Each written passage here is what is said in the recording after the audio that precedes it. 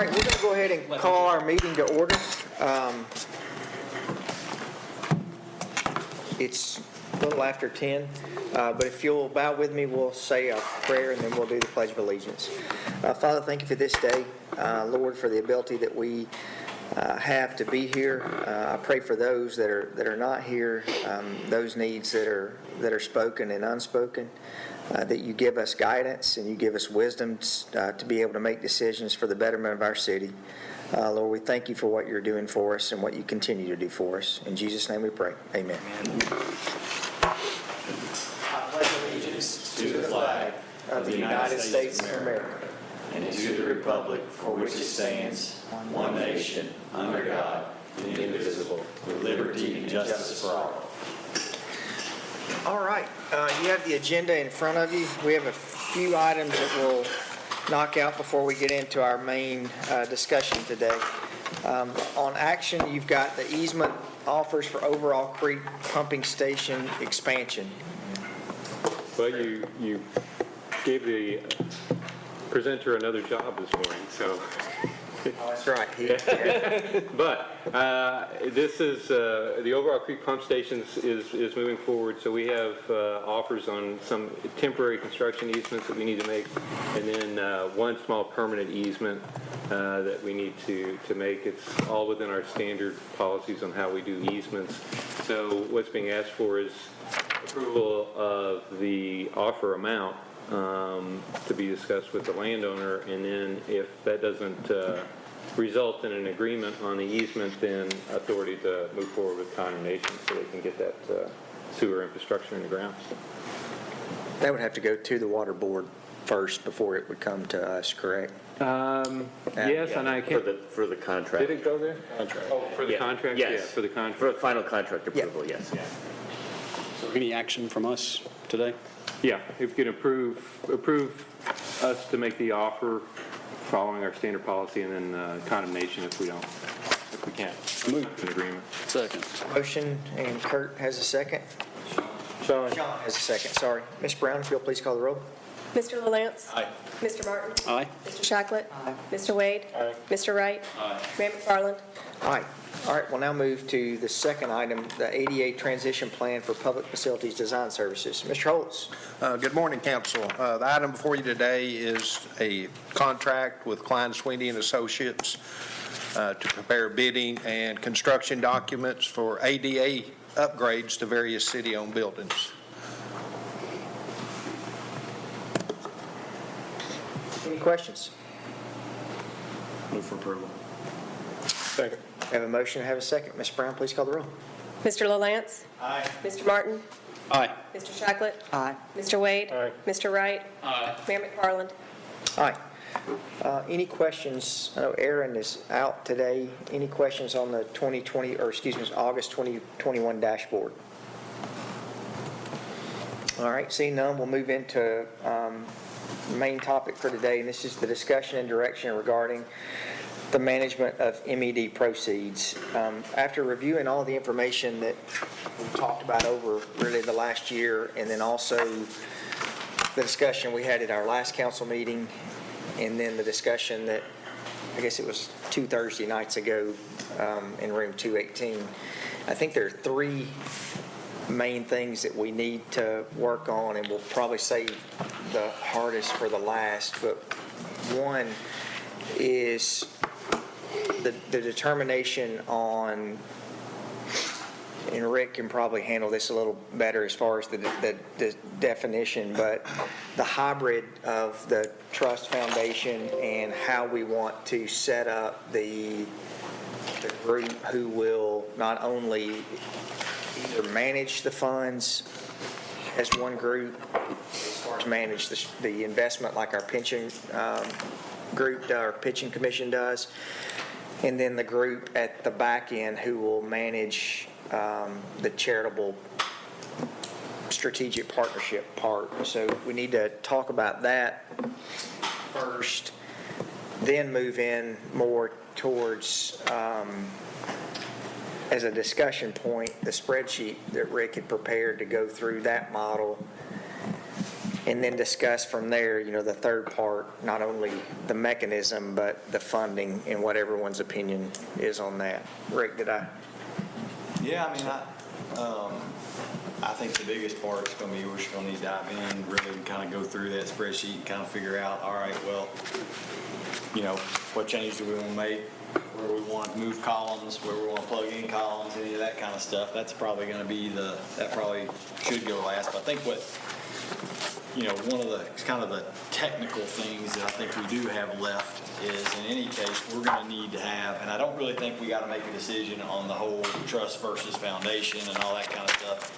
I think that's pretty well clear cut, based on my last discussion with Adam is, what this thing is going to look like as a trust. And here's what I think my understanding is that one of the first things that we'll need to kind of make a decision on, and this is really more of assuming that there's not somebody, where there's not four of us that kind of go, look, we want this thing to go just some totally different direction, So I'm not saying everything's going to look just like what it looks like in the spreadsheet, but, if four people up here just said, well, look, I don't even want to do a trust. We just need to let every council spend the money, for example, from here on out. We don't need to talk about the trust, obviously, right? But assuming we want to keep some semblance of that format, I think it would be important for us to kind of talk through it. And here's how I think I'll kind of lay that out. If it is going to look like that, the question mark in my mind as to how this, how kind of how a board would fit into this is if we build a trust, there has to be a board of trustees. Okay? What do we want that board then to do? What do we want their responsibilities to be? I think is kind of what the question really breaks down to. And based on our discussion with Joe, would be that could look a couple of kind of different ways. Again, I'm going to make some assumptions. Instead of me having to give a disclaimer every time, y'all just go with me on the fact that we're kind of going along the format, okay? So if we build this trust, we then fund the trust with whatever format we decide. There's money in that trust. If it looks like what we've got up here, we would need to kind of say, all right, there could be one group of people that would oversee the investment consultants, just get the reports, make sure they're doing what they should from an investment standpoint, very much like the pension committee does. They would oversee that. They would obviously oversee all of the whole trust document, frankly, but that would technically, frankly, mean they would oversee the investments, and then they would oversee the distributions from the trust, which would go along with how we build the trust, i.e., they would go back and look and take the calculations of, okay, the end of year balance was X, so we're going to send, there's a 4% distribution, for example, that's X amount of dollars, we're going to send 90% of that, we're going to make sure a check is written for 90% of that to the city of Murfreesboro. We're going to make sure a check is written for 10% of that to, here's the kicker here, to these outside organizations. If it is one body, one board that not only walks through the management, the overseeing of the total trust, they also are the same people that are in charge of deciding, okay, with that 10% of the dollars, exactly where's that going to go? How's that going to get split out? 4,000 is going to go to domestic violence. 3,000 is going to go to United Way. 6,000 is going to go to here, okay? So one board can certainly do all of that. Or we can do, I'm going to veer off into two different angles on this, or we could set up a completely separate board. This is how I understood it. That we could set up a board to kind of oversee the big trust, and then have a totally separate board that's within the trust still, but it's a separate board that then just makes those decisions of, hey, this big board sends them a check for 10%, whatever that number is, then this board then has gone through the, the grant applications, if you want to call it that, they've gone through the applications and all that, and they then decide the little checks that go out to each different organization. Okay? So if I'd have thought about this, I probably could have diagrammed it for you and it might have helped this conversation. You know, one possibility with that is also, so one board can handle all of it. I mean, frankly, I think that's probably very doable. But if we wanted to make that separate, we could. We could also have one big board that I think manages the whole big thing. And we could take the 90% check, send it to the city, and the 10% check, we could send it to a foundation that already exists. You know, that's the foundation gift. That's the charitable giving piece of this, is to give it to a different foundation that maybe already exists, already has a board in place. There are a couple already in existence in our city that could potentially just, then they would already, you know, they're already kind of set up to handle that. Honestly, y'all, I don't have a real, you know, I don't have a conviction on that. I think that's just what we need to talk about as far as, because at that point, the big picture trust is just saying, oversee the investments, make sure that legally we're all checking all the boxes every year, and then they're sending out 2 checks, one for 90% here and one for 10% there, or whatever number we settle on. Okay? And yes. I don't want to interrupt you, but I just wanted to throw out a I don't know if it's a third or fourth hybrid that Jim, Joe, and I discussed, which would be that you have the board of trustees that's managing the money, and they write the check. 90% of it is coming to the city, and then there's 10% that's allocated to go to charitable organizations, and that you have this separate board that we create that determines where that 10% goes, but that board never actually gets the money. They just make the recommendation back to the board of trustees, and the board of trustees cuts the checks to the 30 nonprofits, charitable organizations. I just want to throw that out as that's another framework. Yeah, that's good. And that's probably the better framework. Yeah. But in any sense, we're talking about kind of, I think what we would need to kind of, and I think from a legal perspective, I don't, we probably shouldn't get too much in the weeds with that. We just need to kind of say, all right, well, look, here's what we want to achieve. Based on the legal discussions that I've had, those are the kind of, that sort of would be the decision point in my mind is, do we want to just have one big board that handles all of it? Do we want to have 2 separate boards that we appoint, and then kind of how do we appoint those? Or thirdly, do we want to have one board and we use a separate board, an outside board that doesn't have anything to do with us appointing anybody or some future council appointing somebody, but they then take on the charitable giving piece of this? Okay? There's some intricacies here. One is, and I think we would just need to be, the city would need to be prepared to make sure, one of the things that I talked to Angela a number of times about this, to make sure, what would her concerns be, based on these kinds of things. And, one of them, I think kind of one of the major concerns, if I hope that she would say I'm correct in this, is, that we're not pulling the rug out from underneath the people that we've had a long-standing relationship with, and certainly not gonna, and then certainly not damaging any future capability for us to have some partnerships with organizations that make sense. I.e. organizations that already have relationships with the police department and that we, work very closely with and all that kind of stuff. And, so I think we would just need to be committed. If we just say, okay, well, there's just a separate, and we're going to give somebody else total, that money just goes to them.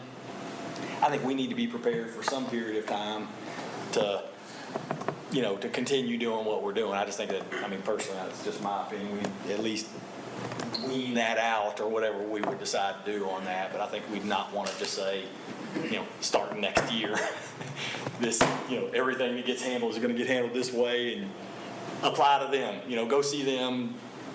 I would probably try to wean that out a little bit personally. And also, too, Rick, we need to put some parameters on how we distribute money and what outside agencies are collecting money. I mean, there should be something in there that says, if a company's making $1 million, they don't need our money. We've got to put some kind of stipulation in there. We've just been handing out money. There's no stipulations in the past. As we move forward, we need to put some type of stipulations in. I don't know what that may be. If your threshold is your company's making $400,000 or $500,000, you fall out after you make $500,000. I don't know what that may be. Or maybe a percentage of your income, only Yeah. a certain percentage of your income can come from the city or Well, grants. and you got to remember too, though, mostly we're talking about nonprofits, and so while that's fuzzy, they're not operating for net income, bottom line net income. Now, they may have some, but We get that, but still, there's got to be parameters. We hadn't done that in the past. In the past, we basically checked off a list and say, all right, this is who we're giving money to. Well, so here, I'll tell you, let me say this, because I think it's important. I mean, remember that what we're kind of talking about here with this portion Oh, yeah, I agree. is giving that up. You know, is we're not putting parameters on it. We're saying we're just not dealing with it, period. Even Now, if you're giving it up, it's still our money, and we need to do the right thing as elected officials. That's what I'm saying. Because, we build the board. yeah, So that's one of those things I think that goes to the question at hand, which is, should we build the board or just use a separate board? If we build the board, we have the potential to put parameters in. Now, there is another foundation here that I did have a conversation with a couple of people a couple of times. They called me, and I asked a question about, well, could you say that it has to be for Murfreesboro based, because they're a county-based organization, not a Murfreesboro, and they said they could absolutely do that. And so, there is a way maybe to have some very big stipulations with outside, but certainly if you want to have to that level, I think that points towards the making our own board. The idea that Adam had of having a major board handling everything and then a secondary board making recommendations to the major board probably makes the most sense. Yeah, I like that same, Yeah. I think we've been successful with our pension commission, that their sole focus is not necessarily to work on distributions. They're working on financial strategies, on investing the money to make sure that that pension is solvent for our retirees, and they've been super successful with that. So I think there's a lot of credit to say that if we set up a bigger board who their main focus is to work on approving investment strategies, who they're going to hire to manage the money and going through that process, then you can set up that secondary board that their focus is more community driven and not necessarily financial planning driven. Because, if you look at our pension commission, I'm not saying that the people who are on that committee are not charitable people, but they're mainly more very strategic. A lot of financial people who are on there, going to Charlie Myatt, Greg Sample, Scott Usselton. I mean, those are all, not saying that they're not warm and fuzzy people, but they're definitely more financial driven on looking at, we want to invest that money. There could be an argument that those two boards could be built with different ilks.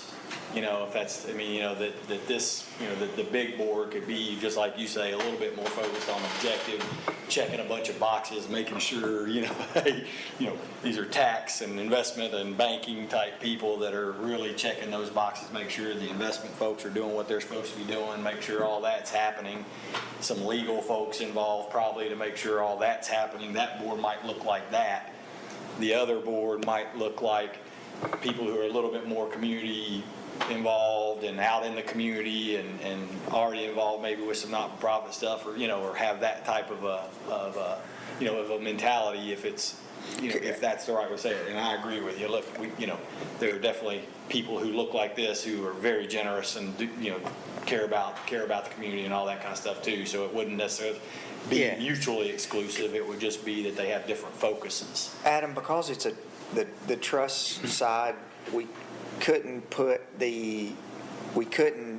task the pension commission for solely managing these funds because it would have to be set up different. But is there an opportunity that if we decided, because we already have a process for the pension commission and they already did that, is it possible that we set up another board, but we just said the people who are going to be on that board or the pension, it's the people who are on the pension commission because they already do that? You could do that, yeah. I mean, if it would be a separate board of trustees for a separate legal entity, but yet there's nothing that would say that you couldn't be the same people. And I mean, so, and that group, the way that they meet already, you could have a meeting of the pension commission of the city of Murfreesboro. They could convene that meeting, do the pension, adjourn that meeting, then they could have another meeting, public meeting, that they could do the trustee board. So, I mean, they could do that dually, but they would need to do it as, I mean, almost like a bank board. You've got a holding company and you've got a bank, and you have to do those differently. Yeah, I think the one exception that I wouldn't have city employees on Sure. on the board of trustees for the trust. The city employee that we have on there right now, which I think now it's Valerie who's on there this year, isn't she? For water and sewer, I'm pretty. I think that's Valerie. Aaron is on it. Before it was, we've always had someone from the fire department, the police department. I think you would want a separate board of trustees because you will likely have different parameters that you want for selecting those trustees. And sorry to step in, No, but that's fine. the pension committee, what you have on there right now, because it is Aaron, Valerie, and Melissa Wright are serving on that board, and currently Aaron is the chair of the pension committee. So I think that's making it such that a city employee and a city employee who's in a leadership role being in charge of this trust committee, I don't know that that's what council That's would. what I meant, not necessarily from a city employee. I meant more of the community people who are on there, not the city. You could have, there's certainly, you could certainly have overlap and significant overlap, yeah, with respect to community members And that y'all, serve I'm that. fine with whatever that we decide. I'm just thinking from a consistency standpoint that instead of trying to manage two different boards with two different set of skill sets, we've already got people who are already serving doing that already. But an argument could be made either way. I do think, to Rick's point, and as we talk about sort of the existing outside agencies and how they're being funded and being fair to them, you do it at top level or the second tier level, as we're talking about distributions, someone in a director level role that knows that, like Angela, there's a great argument for that person to be a part of the actual distribution board, so that there's some institutional knowledge about, hey, here's what we've been doing. It's okay if we decide to turn left. We need to know we're turning left, and these people that think that we've normally been turning right for the last 10, 12, 15 years, to Kurt's point, with expectations, without expectations, it's changing so that we don't mess up in a way that's unintended for us to mess up. I'll tell you, first of all, and again, part of these discussions I've had with Angela, I mean, a lot of the things that you're talking about, I think Angela has been whittling away at. She's working on that. That's been getting a lot more narrow rather than getting broader. But I think in my mind, I probably had it that what we would do is make that role that Angela is in right now, won't be here forever, but that basic role would be a whatever you call a non-voting member, Ex officio. an ex officio member of that board, so that there is always some communication, not a voting member, but at least some communication to have some input to kind of say, well, look, you might want to know this. Right. We're deeply involved this way with this one and not with this one because of this, and she, like you said, have a lot of that background. So in my mind, I had that role as being an ex officio member of that board if we build our own board, right? Particularly for the distribution piece.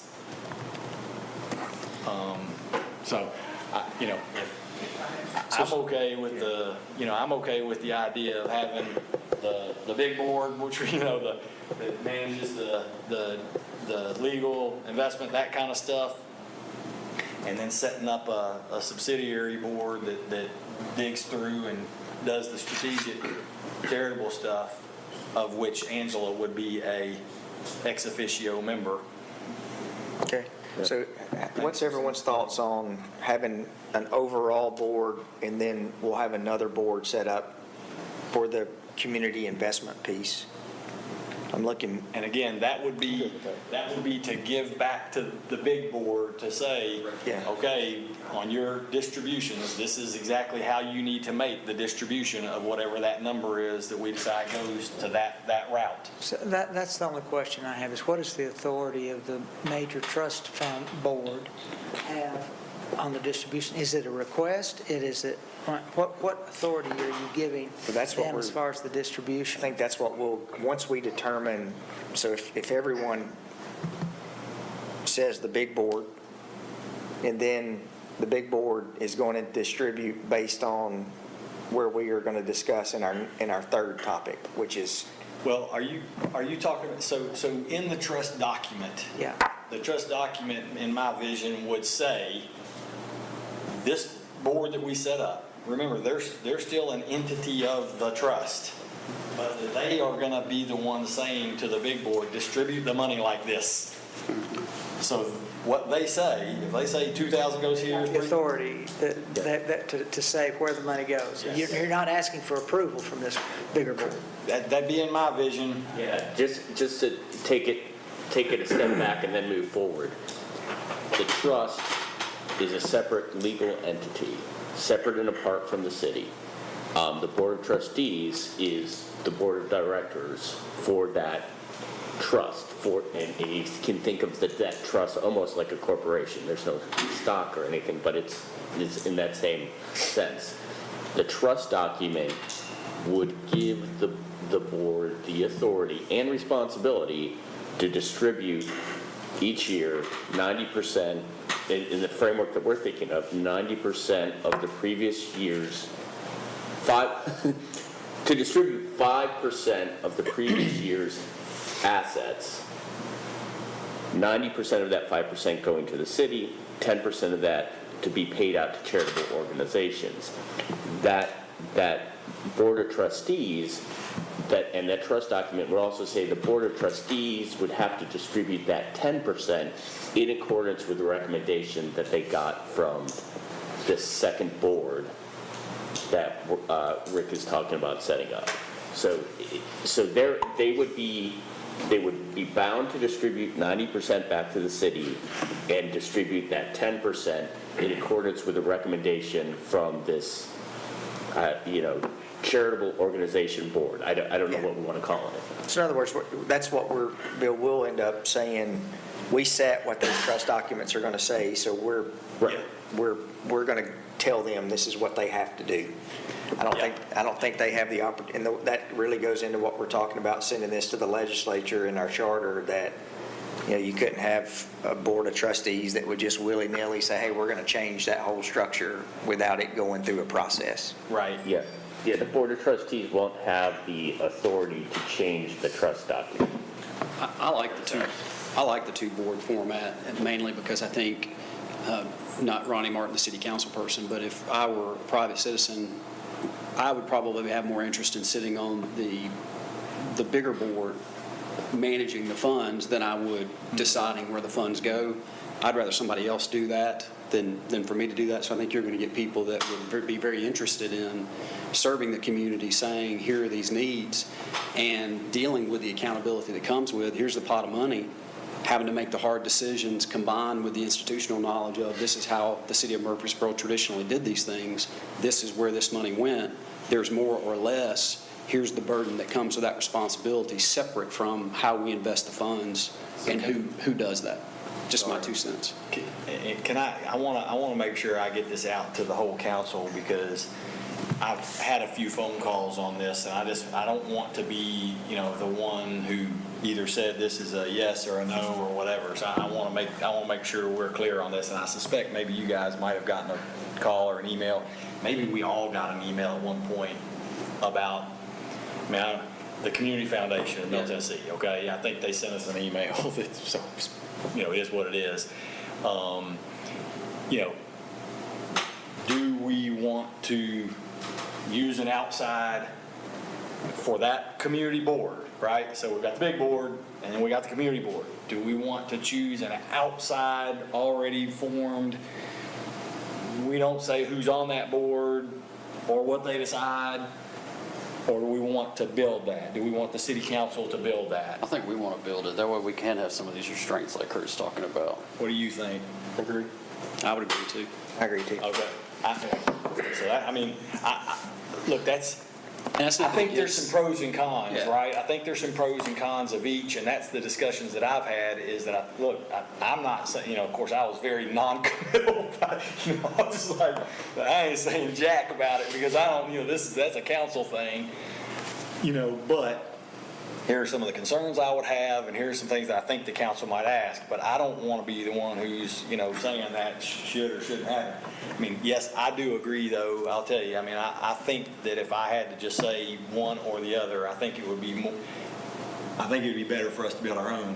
I don't think it's because we need to put that we're controlling it. I don't think it's because we want to continue to control exactly what happens, because I think the essence of doing this is that we don't necessarily control that. But I think putting some big picture parameters in place probably does make some sense, and to be able to have Angela as an ex officio member and, those kinds of things, I think would lean me towards wanting to go that route. So our first decision point was how to set it up. And I think I'm hearing Bill, I've got, I think 5 are saying big board, small board. Let me just make a couple comments, because I'm a visual person, surprisingly. But do you have that spreadsheet? Yeah. Can you pop it up so we can look at it? Because there was some conversation that we had in the midst of this about other silos. And I think, We're going to get to that. Okay, but Yeah, right? yeah, we're definitely going to get to that. But so is your question regarding specifically big board, little board, and how it relates to this? yes. Or- Okay. The idea is that when you talk about, the big board is controlling which columns? Okay, good, yeah. So first of all, let me say something to clarify something that Adam said. He said a 5% distribution. Technically, he is correct. It is typical that a 5% total number comes out of the trust, but there are some expenses, investment expenses and things like that would come out of that number typically. So this is return, not distribution. Well, this is return, this is distribution, and the reason that I used a 4% distribution rather than a 5% distribution is because I wanted to use a number that's lower, that's more realistic, or even lower than what the net distribution may be after expenses. I anticipate the expenses would be less than 1%, but for example, the Christy Houston Foundation, and I'm trying to be very careful about likening this to the Christy Houston Foundation because that's got me in some hot water. But for example, they have a 5% distribution, but they only gift 4% of that per year. I.e., that's what I've done here, just from a standpoint, because they do have investment management expenses, they have some administrative expenses. Theirs will be probably higher than ours because the size. Bigger dollars. Yes. So anyhow, back to your question, Bill. I think what you're asking is this. The big board is going to, first of all, take in these contributions right here every year. Okay? So the board will say, okay, here are the trust contributions that are coming in that we will assign via the trust and the charter change. That's kind of important. Okay? So, the trust then accepts this in and then makes sure that the investment folks that they have decided on get that money invested. Okay? This board will also have they don't get to determine what the return is. Shucks. The same Shucks. number, right? Right. But they will control this number. that board will every year, at some point during the year, look back, for example, at the 12/31 value of what was the 12/31 value of the trust back here in this year, and they're able to then make a 4%, there's a 4% total distribution that will come out of that number. They will then say, okay, 90% of that is going to go to the general fund, which is this money over here, on top of what I've got coming, this plus the 90% equals this. So they will then say, okay, 90%, we're gonna write a check to the city for 90% of this number right here. Sorry, there's a little delay, so when I look up there, it messes me up. They're gonna write a check to the city for this amount right here, 90% of that. They're going to then tell the small board, hey, small board, charitable board, tell us how to write the checks for the other 10% of this money. Okay? The small board's gonna send that back to them, and they're gonna write the checks for 10% of this amount of money. And they'll do that every year. So the small board will be told, hey, guys, 10%, which is this amount, 10% of the distribution is $102,460. They'll send that number to the charitable board. Okay, and that's, y'all just don't, we'll call it that. I don't know if that's the right words or not, but whatever, okay? I mean, the board that will look at that, the charitable board, they're gonna send that number to the charitable board. The charitable board now knows, okay, we got $102,460 to give away to different organizations. So we're gonna look through all our grants, we're gonna look through all our applications, we're gonna do that, and we're gonna make decisions on how to write those checks exactly, and then they're gonna send that information back to the big trust board, who will then write the checks. Does that help? Mm-hmm.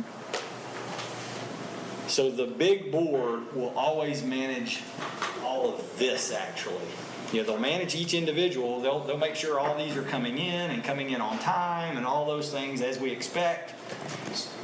And then they will they will oversee, not manage, but oversee the investments and things like that, like Shane was saying, typical to the pension committee, to make sure that all those things are happening. And then they will make sure that this happens as laid out in the trust document.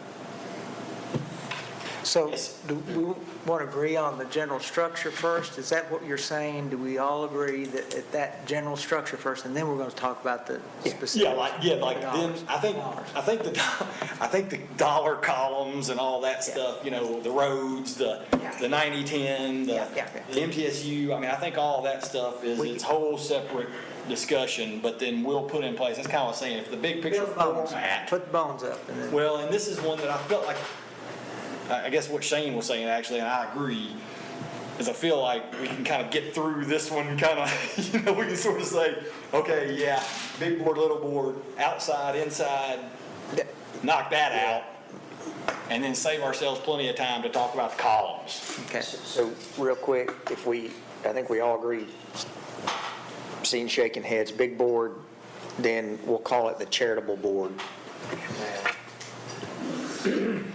It doesn't have to be called that in the. Right, I'm just saying, we're gonna call that right now, just call it the charitable board for simplicity.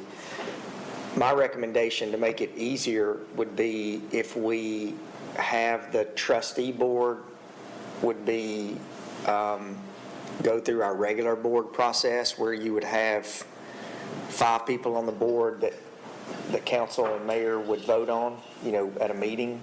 And then something that would be easier is on the community investment contributions. I think someone brought the idea that every council member could appoint someone, their representative to that board.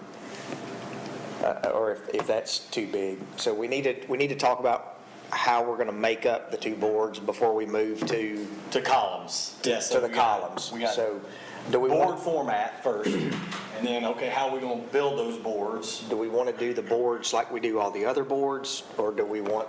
I mean, how do we want to do that? Adam, what,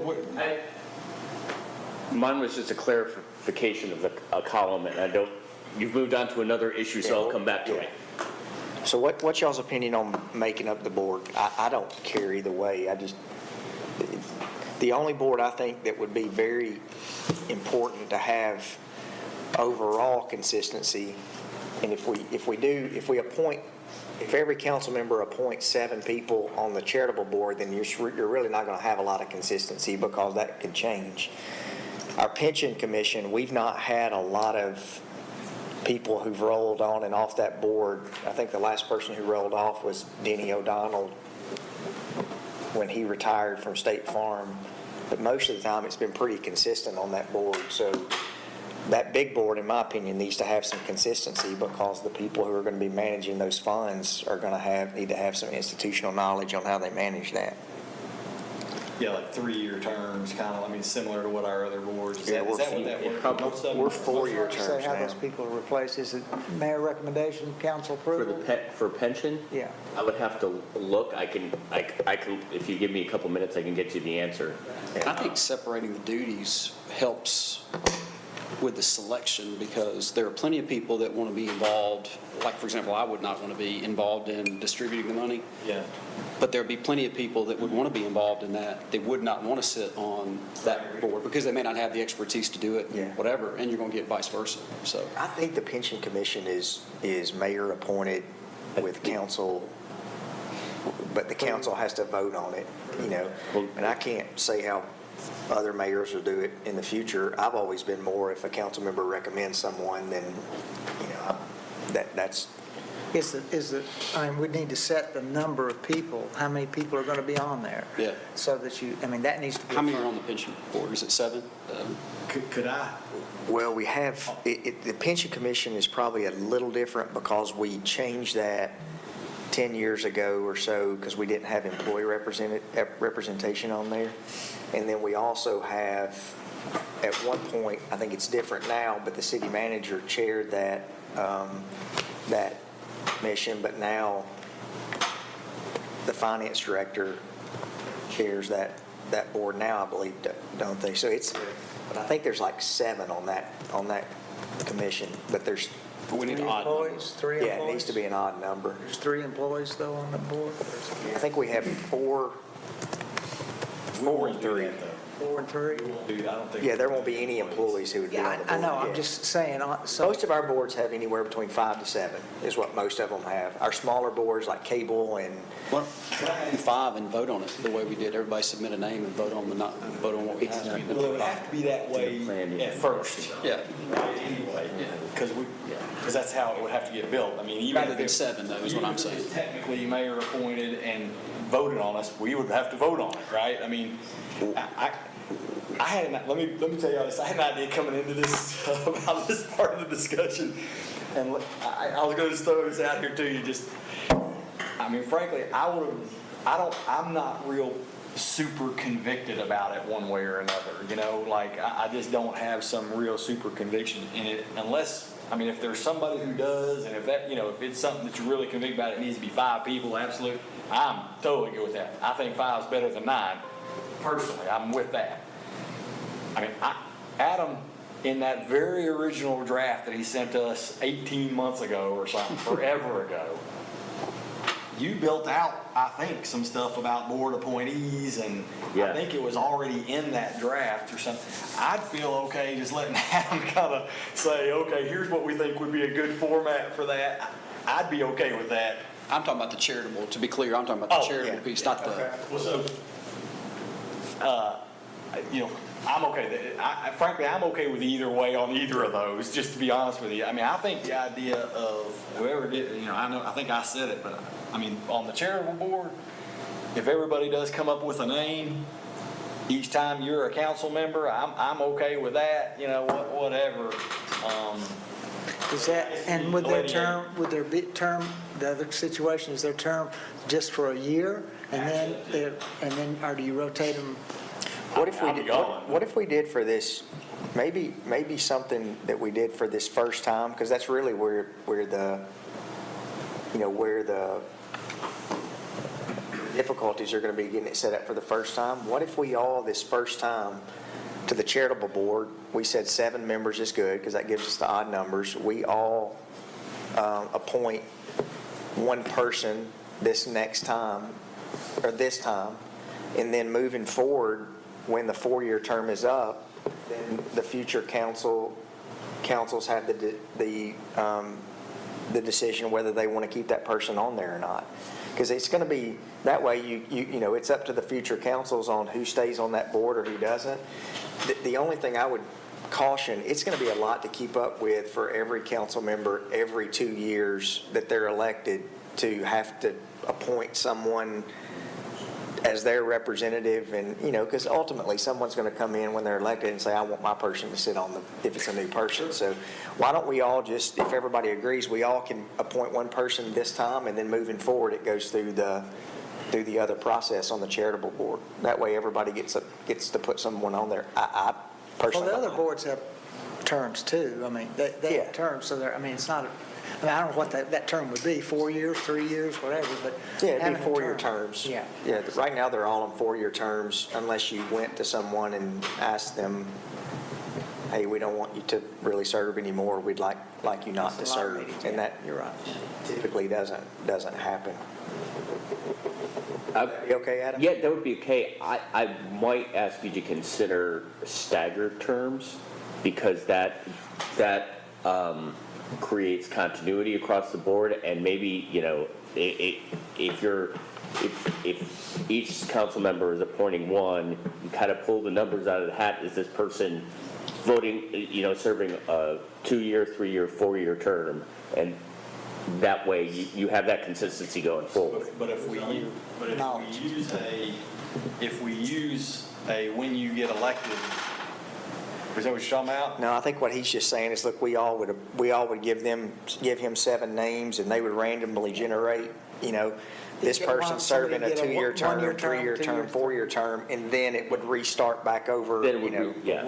Would we want to do that lines up with elections, because we're going to change when new council members? No, come I think in? what we're saying is we don't want to do that. Okay. Yeah, Yeah. so Gotcha. Okay. All right, yeah. for the I'm first good with it. time, we're all doing 7, and let it run its course of 2-year term, 3-year term, a 4-year term, and then the council in 2 years will have the ability that they can reappoint the person who's almost like a Class C member, as opposed, you know, so, but then. Yeah, I would, you know, 2 and 4 would be staggered enough, wouldn't it? I mean, instead of having to have. Yeah, but you would only do that really, like right now, the airport, all of our boards, they're on different expiration dates.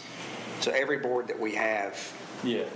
so what we're doing is just this first time is setting it up where somebody's going to serve a shorter term. 2-year term and Somebody somebody serve a reappoints 4-year them. term. Then everybody goes to 4. Then everybody will go to 4 once you make it through the initial cycle. 2 years, you'll have everybody on 4-year term. Fine with me. Is everybody cool with that on the charitable board? All right, what about the Truss Board? Can we let Adam set that up with, I think we said 5 members on the Truss Board? Is that 5, 7, whatever you guys. okay, 5 with y'all? Yeah, and this may not be the appropriate time, but I do think those criteria, at least that's important to me as far as who is on that from a criteria standpoint. Yeah. So with what Ronnie just said, I agree with the criteria, but I also want to go back to what Shane said about those members on that pension board. I think carrying them over to the Board of Trustees would be a great idea. They understand the concept of how to work fine with the with that, city too. and doing, and then we could take the 3 city employees and add 3 additional names. Can I give you all something to think about here? And this may be more technical, and Adam may want to chime in this more than I should, but Members of the pension board. I agree in concept with the pension idea. I see why that has some merit. It also might create some confusion if we do have different stipulations. I mean, people are going to have to be able to switch gears between what they deal with in the pension world versus what they're dealing with in this world. I mean, from an overseeing the investment standpoint, for example, I don't know that there are stipulations that say you're going to go outside of Murfreesboro for the consultant role. You know, I think they do. Yeah. consultant that's outside of Murfreesboro. But frankly, I'm not real sure that, so how's it going to look, for example, if they're using a different investment consultant with different investment managers in this trust than they are in the pension? I mean, how are you going to justify that? It's going to have to be the same, I think, because it wouldn't necessarily have to be, but you put yourself in a question, in a position to ask a question. If you got the same board members or substantively the same Why would board you pick the members same company? with different, I'm totally fine I'm fine just setting up, keeping it completely separate, and then we all, as a council, need to come up with 5 members to sit on it. Okay. Maybe the criteria needs to be, they're all from either a finance, they all need to have a financial background, or legal. legal or financial background. I'm that going type of off thing. of pure memory, and I was reading this while I was probably driving down the road or something, so. As long as you weren't texting, you're fine. Yeah, actually, I was riding. I think you had some of that language in either that original document or some other, I remember seeing some of that already, so I think that will be something that will be put in. I'll there. resend it, yeah. I'll resend it in a form that is more in line. I'll revise that charter amendment so that it's more in line with our conversations. Right, yeah. So that gives us working on the setup of the big board, working on the setup of the charitable board, and then now we need to move to columns. That one more thing related to this, and this was something that Craig raised, and it's a really good point. With respect to the charitable board, I think it makes sense to have, the community services director as an ex officio member, and that they, in terms of kind of evaluating charitable organizations and running, the application for grants, that could be something where basically we would be loaning city staff to assist with that. I don't think it makes as much sense to do that for the Board of Trustees for the trust. I think it would create an issue, for example. I only meant it for the charitable board, by the way. Yeah, me too. Yeah, I know that, but this gets to a staffing issue, the administrative side. We got the management with the Board of Directors, but the administration side, I would not be comfortable as city attorney being the legal advisor to the trust because it's a separate legal entity. Right. And so the question is, also, I don't think we want to put necessarily the finance staff of the city being responsible for making distributions from that trust.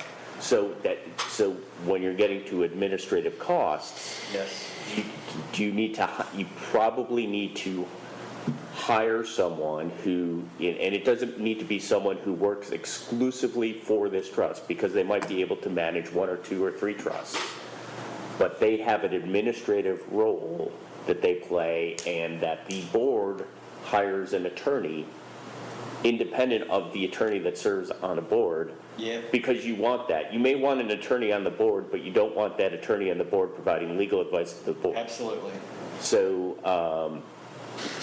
that's just in terms of setting up, that's just the administration part. Just think that that's going to be an administrative expense getting to that 1% that you're talking about. That's why all of those things is But why I have that. Adam, when you're giving us that recommendation of the 5 members, the ex officio, it may be good as you give that, as we really start getting into the details, that you give that back to us that has, we need to have a outside legal counsel, here are the people that will be part of the voting members of the board, but here are people who will be ex officio members. For example, community services director, outside legal counsel, and you may, at that point, you may even have where it's outside accounting or outside You know, finance. The charitable board shouldn't really need. No, not charitable, I'm talking the bigger, Well, and I don't think we're going to have the director, I don't think we'll have ex officio of the big trust. No,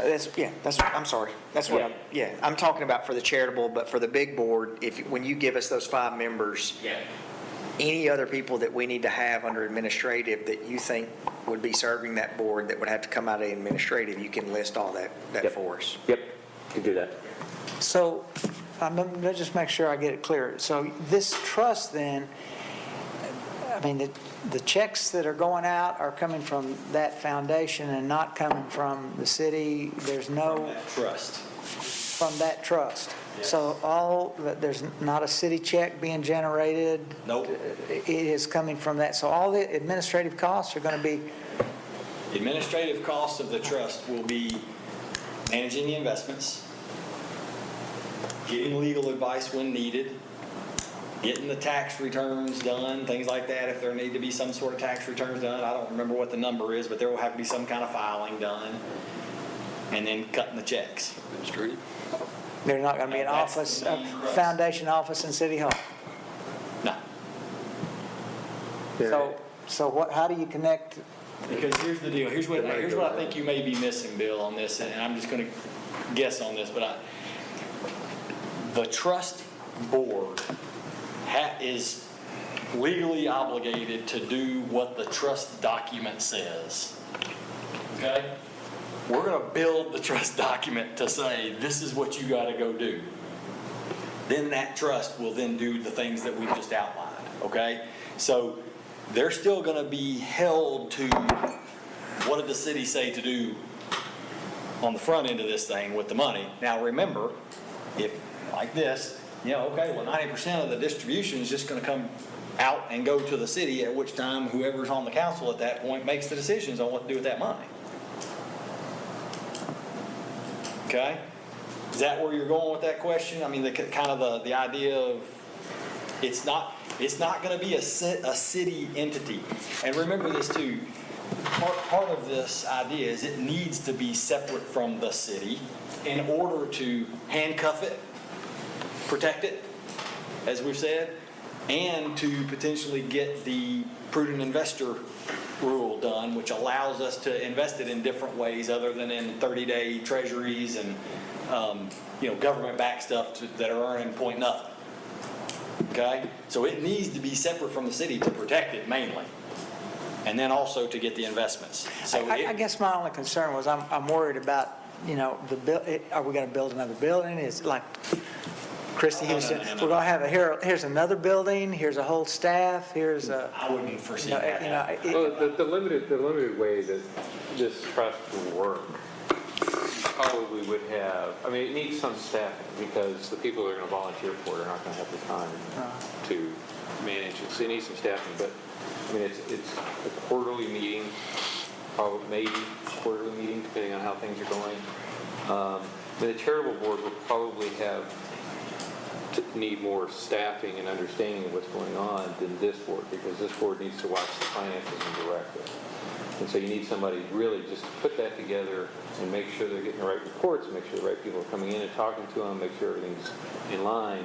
But it's not going to be a day-to-day operational issue like, I'd say issue sounds bad, but a day-to-day operational requirement like Christie Houston would be. Yeah. I mean, I could see you working with someone who, over the course of the year maybe puts $500 in to the administration, and then you have just administrative tasks, but you have the financial consultants outside, and the investment consultant, you have an accountant, auditor, does that, and then you have a legal advisor. Those are all contracted through the board. It's not something where you're going to have to staff it up in the same way, you do with United Way or the Christie Houston Foundation, or even, some of the foundations or at MTSU, at a university where they're running the endowment. It's not like that. You'd have somebody, probably a part-time, but somebody that's can recognize legal issues, can recognize financial issues. You know, somebody, it's going to have to be somebody pretty professional because they need to run insurance issues, because you'll have to have some insurance for the Truss Board and things like that. So, but it's probably not a full-time, daily operational kind of issue that, once things get established, they're going to be very hard to change. So the only way that kind of spirals out of control really is when it gets changed and you start giving a lot of additional responsibilities, which in theory it wouldn't be allowed because it'll be locked down Right. just doing this. So frankly, while the charitable board is only taking 10% of this money and handling that, that's a lot more, this could be a lot more work than probably the other side. And having the city staff and help with that is not that big of an issue. Yeah, I mean, it wouldn't We be. don't want to make the decisions, but putting together the meetings and finding out about people, collecting documents, those kind of things we already kind of do and can still do. I think it's really the decision-making thing that's important that it goes to another board than the city. And I think you could have the board of trustees for the trust. It's a separate legal entity.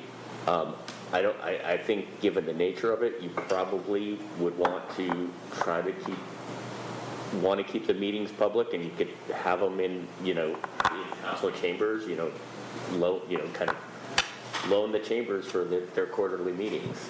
But For the charitable or the other? for both, but Yeah, but for That'd be the, so, easy enough to do. and while they might not be legally bound by the Open Meetings Act because they're a private legal entity, you might want to, kind of generally follow those rules because of the nature of the board. And you could write that into the trust document. Sure. Yeah. That the only time that they have a non-public meeting is if it's something that's, an executive session because it deals with a legal matter. It's not a big deal. I mean, nonprofits are supposed to do that anyway. They don't. Yeah, They're supposed to. exactly. Yeah. That's right, I forgot. Thanks for pointing that out. It does apply to them. Intuitively, it made sense. Corporation, trusts don't have to, but nonprofits. All right. You satisfied with that? So can I if it's 10 after 11. Okay. I got a suspicion we're going to dig in this. I think I wanted to tell you guys something big picture about the spreadsheet that I think I failed to sort of say it in this way, but that it came to me later that I think will help sort of just preface our discussion for maybe after lunch. Maybe if we'll go grab a sandwich or whatever we got back here. If it's here, is it here? I don't know. I didn't see it. Yeah, I don't smell it. It's not here yet? All right. Well, so I'll just dive into what I wanted to kind of lay this thing out a little bit that I didn't do last time because it came to me afterwards, frankly, but let me put this on.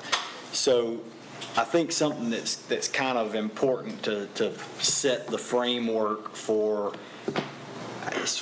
how this thing looks. Kind of two things, first of all. Let me do this before I forget. Over here in this column, after the meeting a month ago or whatever, I asked Aaron to audit my spreadsheet, just to make sure that I do the math right and, no weird things. She brought up to me, she said, hey, look, your number down here is really better than this. And this column and this column kind of throw it off. And so I'm just going to kind of give you all the quick synopsis of this. I knew this, all right? I knew that would be a problem. And so from an auditing the spreadsheet standpoint, these things don't add up to every single dollar. And the only reason that exists is because I only wanted to give us credit in general fund savings for the 288 that we have right now. Okay? Because I just didn't want it to be like to make some assumption. Yeah. I mean, I wanted to make sure I wasn't inflating it in any way. And so I just wanted to make sure, no, I'm not making any assumption that some future council will continue to grow that number. And so I capped it here, which if I kept growing it, the numbers would add up. Okay, so just to know, if any of you guys get real weird about this and take it home at night and start trying to do the math, there will be a few $100,000 difference. Frankly, you guys, it would be to the good on this number. And Aaron just couldn't believe that I didn't want to add it, but I just said, no, let's just leave it like it is, because I don't want it to be like I'm making some assumptions. So I shorted it here and then left this in, because this is more likely as the account over here grows. Sorry, the trust balance grows. Okay? So just, that's one thing. Secondly, to that same point, what I would say is, I think that the way that we view this document right here is that the things from like K to the left, I'm not saying that as they exist on this page right this second, okay? But these columns over here, I kind of have it in my vision that these are things that are in the charter amendment and in the trust document, okay? These are things that we're saying, this is where the money's going. You know, and because the way that you assign these future payments and the way that we protect these future payments is via the charter amendment, primarily, okay? And so to keep the council in 2029 from just getting this check right here and saying, no, we're not putting we're not putting 750 here and 16 million here. That's got to be in the charter amendment, okay? To take money out of the general fund to spend it on traffic improvement and roads, it's got to be in the charter amendment. It doesn't necessarily have to be in the charter amendment which road it is, but it needs, we got to put somewhere to protect this. So again, not saying that this is exactly what the columns are going to end up saying at the end of our discussion in a little bit, but that these columns over here are all a little bit more what I would say kind of setting things in stone. We're laying these things out. By golly, this is what's happening with the money, and we're assigning these payments to these categories. Now, once we get over here, from L to T, I would say these are more for kind of illustration purposes only, right? To give us some indication of, all right, well, if all this happens, then what about should happen over here? Y'all with me on that? And that's why I don't have any problem having some odd math. It's not big math. This is the only place that it existed was in this column, frankly. But I don't care about that because I wanted to illustrate it in a way that we think about things. What's this thing going to look like? How's it going to impact our general fund? Where does this money come out? And look, I plugged in an assumption on the MED money that it would that pilot would have grown by 2%. I don't know what that number's going to be. I got really no clue. I think that's a fair number, but I wanted to give it a number to have some kind of idea that, okay, well, wait a minute, we would have been getting $3.49 million from MED down here down the road rather than just plugging in the 3.1. I thought that was reasonable, and I plugged in the same rate for the future Middle Tennessee taxes of 2%. And I don't want to interrupt your flow, but I know why you did that, and I think I would have probably done it the exact same way because it's a focal point of what we had versus what we're getting. So there's got to be some context to how that flows. But in reality, that's probably only going to matter for the first year or two or three, and then it's going to be forgotten, and nobody's going to be thinking about it. Nobody's going to look back 10 years from now and say, what would the 2% growth rate of the pilot and assets be? You know what I mean? I appreciate you doing it because I know why you did it. Yeah, so, because I think it helps guide our decision, right? I think it helps guide our decisions on this because frankly, the decisions that we have to make are these. Yeah. And so what we can now do, and again, what you guys, I think, kind of tasked me with was go through some of this process, but ultimately to build a mechanism for us to be able to make some of these decisions, right? And so this, I think, is the mechanism at the end that that brings up some question marks, that helps us get to decisioning points. And I agree with you, right? So I mean, and you're not even plugging in the idea that this will, and you weren't here last month, but the very first thing I said when I popped this thing up is, what's on these spreadsheets will literally never ever happen. Right. I mean, it is never going to be 4, 4, 4, 4, 4, 4, 4, but it does give us some indication that if about this happens, then that will impact our budget this way.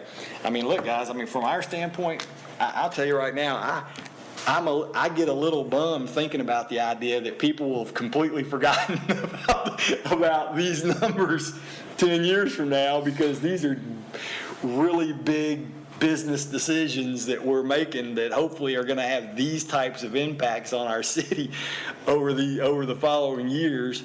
And when these kickouts are $10 million, that hopefully one day some future council is looking at this. And look, guys, at that point, every council will have. I've had to grapple with this in my brain, and especially, I hope y'all can follow this in my flow here, but this column right here, smoothing it out versus letting it grow. I mean, we could have had a bigger general fund contribution in these first few years and made this number more like, say, $7 million a year all the way down through here. There could have been that kind of a program. But, that's weird from a budgeting standpoint. It doesn't take into account inflation. And then what happens is at the end of 15 years, it really bounces. You go from some huge, 7 million to whatever, 12 or 15 or whatever the number is by that time. So anyhow, just keep in mind that all this over here is, I think what Ronnie said is what I was trying to say, is kind of just for illustration purposes. This kind of gives us some indication of if we do this with the money, then this will about be the net result of what kind of benefit or not benefit that we end up with at the city level over these next coming years, okay? Does that make sense as far as why because literally these are things that in my mind, and I think it was Amy at the committee level the other day was asking, are these things going to be set in stone? Well, yeah. Particularly this column, which I think we all have already talked about. You dang right, we want that to be set in stone to make sure that it just doesn't get, no, we're going to do something different with that just on a whim, right? Project, whatever you want to call it. Yep, this one would be too.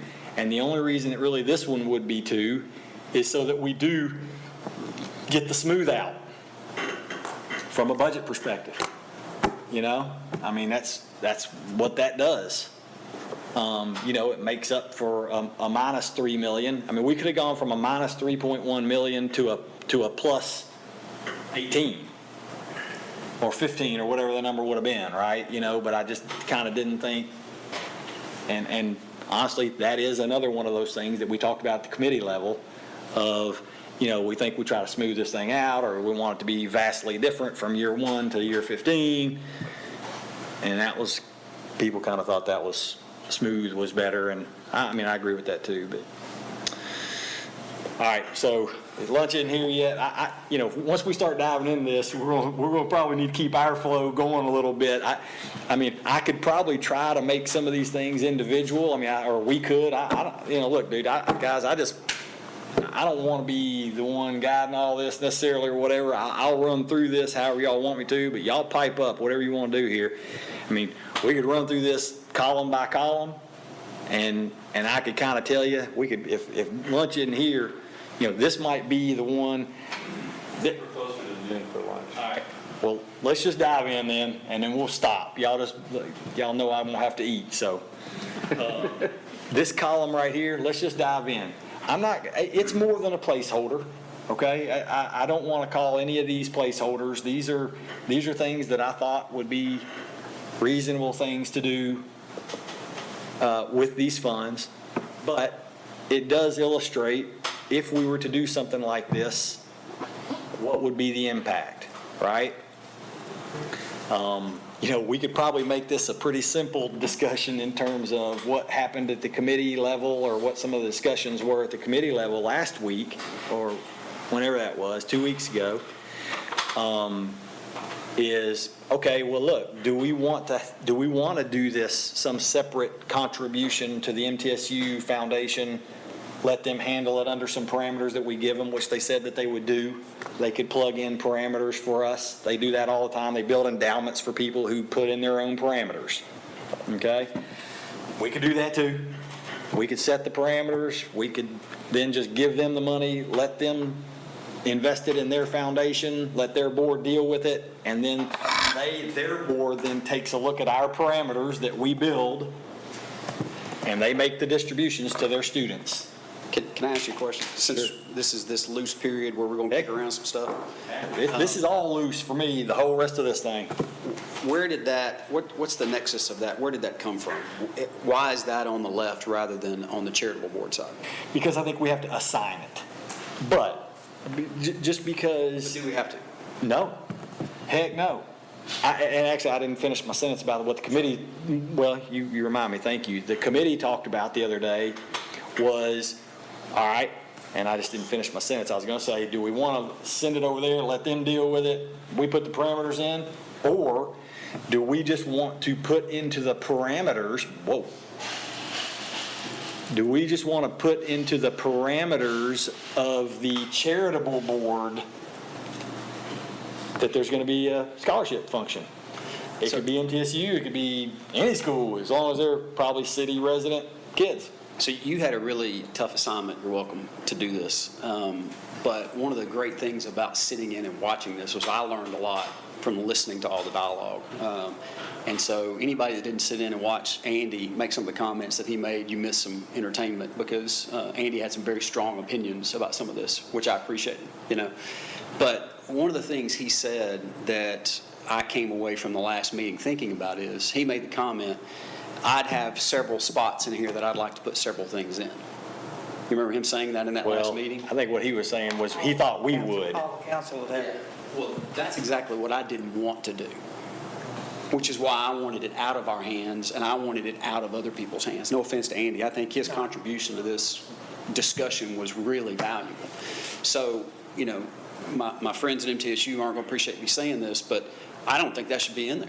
I think that should be shifted to the charitable board side. All right. And I know that's a tough thing to say, but I just fundamentally, to protect the principle of what we said we were doing, Promise you this. pull it out of there. So I went and had a meeting, okay, with the foundation folk, the person there, just to say, is this something that's possible, likely, doable, whatever?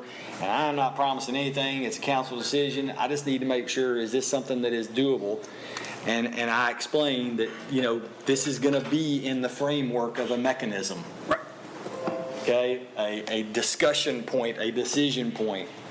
That could be any of us saying, well, there is a place that we think is worthwhile to plug some money in on the front end of this thing in order to provide whatever that is. Right. Okay? So, frankly, I grappled with it personally from a standpoint of, before I made any of those phone calls or put it in here, was, should it just been called a scholarship fund rather than an MTSU scholarship fund? Okay? I like the idea of even if we're going to front load the charitable side, so they do have a little more to spend on the front end besides that 288, that money goes away, which allows them to get a little bigger distribution. Yeah. And if at some point, Am I going to be one who has to write all this down? but I mean, if the charitable group decides that they want to do a scholarship, then, so be it. But that allows we could plug into the parameters of the charitable board, we could plug in that a percentage of that money would be expected to go to college scholarships. I mean, we I'd be could. fine with that. My issue is it being on the left side. I agree. The only reason it would be on the left side is because it would have to be denoted, it would have to be assigned in order to make it happen. Just me, I just don't think it should. I'm good with it too. Rick, another point that you had made was that it gave some recognition to the MED Yeah, scholarship. So that was the point that, you need to. But I'll tell you this. I think we could name that. I'm just saying, that was the charitable point. I board. wasn't saying I was advocating for it, I'm MED just saying, charitable board. that was one of your points when you printed it. Yeah, and so will the charitable board, actually, because that'll be the MED charitable board or the MED whatever. Yeah. So I think that does build a legacy. Yeah, a legacy. I felt like the MTSU thing was fitting and reasonable, but certainly plugged into the mechanism Well, and gave us a decision point. We could put that as part of the criteria for the board. It's just X amount of dollars has to be used for scholarship money and just move it over to the right-hand side. Yep. I'm good with that. Is everyone, I'm looking, everybody okay with that? All right. That column's going to go away. Just a question here. When you say X amount of dollars, you want that 250. 250? Do you want No. at least 250? Do you want X I don't have an percentage opinion. or that? I don't know. So I think we don't want to do the 250 because front loading the trust by 250 won't get us to where we need to go because it's a percentage, right? It's a percentage of the distribution. Front loading that by 250 is not going to increase the percent that comes out. Right. The distribution number that we would have much. to- Percentage funded to the We have to trust. look at that. The 250, all that 250 will go to the trust. Right, but where that would help the community investment contributions, if we said instead of the 90-10 split, it may be 85-15, or it may be 80-20, or whatever that We'll number have, is. that's a separate, I Yeah. think that's a totally separate. He's just but making with- the point of how to get it there. That's how you get it over. Within, but then within, we still are gonna have a framework for the charitable, like Kurt was saying, I think one of the obvious ones is, it'll need to be Murfreesboro. Residents. Benefit Murfreesboro people, and then But if we wanna put some stuff in there that If we get it the, doesn't give the CEO a raise, and, if we get the structure, what I'm thinking we're focusing on right now is just getting the structure, and then yeah. as we get the structure done, once staff brings back, hey, here's the 5-member board, here's the MED charitable board, then we can really get into the MED charitable board and say, here's our expectations of that charitable board from a funding mechanism or. We're gonna need that on the front end. Yeah, we can. We're gonna need to give him guidance on the front end here, so I guess one thing, the way that I would ask that is, as it relates to this column, within the charitable board framework, do we want to include a scholarship? I think the way I would answer that is, I think Shane is making the point of the allocation, the 90-10. It doesn't matter what the allocation is. All right, talk about that then. Because whatever the dollar is, whether you've got 102,000 or 140,000, do we want any percentage of that? Specifically allocated to. We're going to put into the framework of the charitable board that says we want a portion of this to be used for scholarships, for MTSU or for any college. How about since I made the recommendation, we take it out of the left, I'm gonna make the recommendation that we do, so I balance that out. So it's totally left out, but you guys are free to disagree with that if you want to. Look, I thought scholarships were a good way that people would every year be making application, that kids would be involved. They would, that's the thing that I I just didn't felt like it on the left side. Agree with And that? I don't think So- there's I don't have a problem with it being MTSU and, targeting that money to MTSU scholarships. Yep.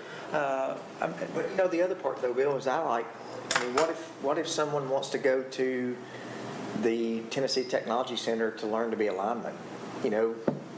That we would have an apparatus where somebody could, they want to go to. What if we said higher education institutions in Murfreesboro? Yeah, there you go. Yeah. If they want to go to Milo, they can go to Meg. Because again, that does go back to another point that was made the other day. Those may have been ratepayers. Yep. Those organizations may have been ratepayers. We may want to be given some incentive to provide for them. And Merriweather made the comment about technical training, technical school, I think he said that there, Yeah, so. so let's say some kind of, accredited higher education institution in Murfreesboro. That's probably only 2, I guess, right? Well, you'd have, I mean, you could have, Haircutting place, the. There are dozen in They're places. probably not going to be accredited, though, I mean. But, yeah.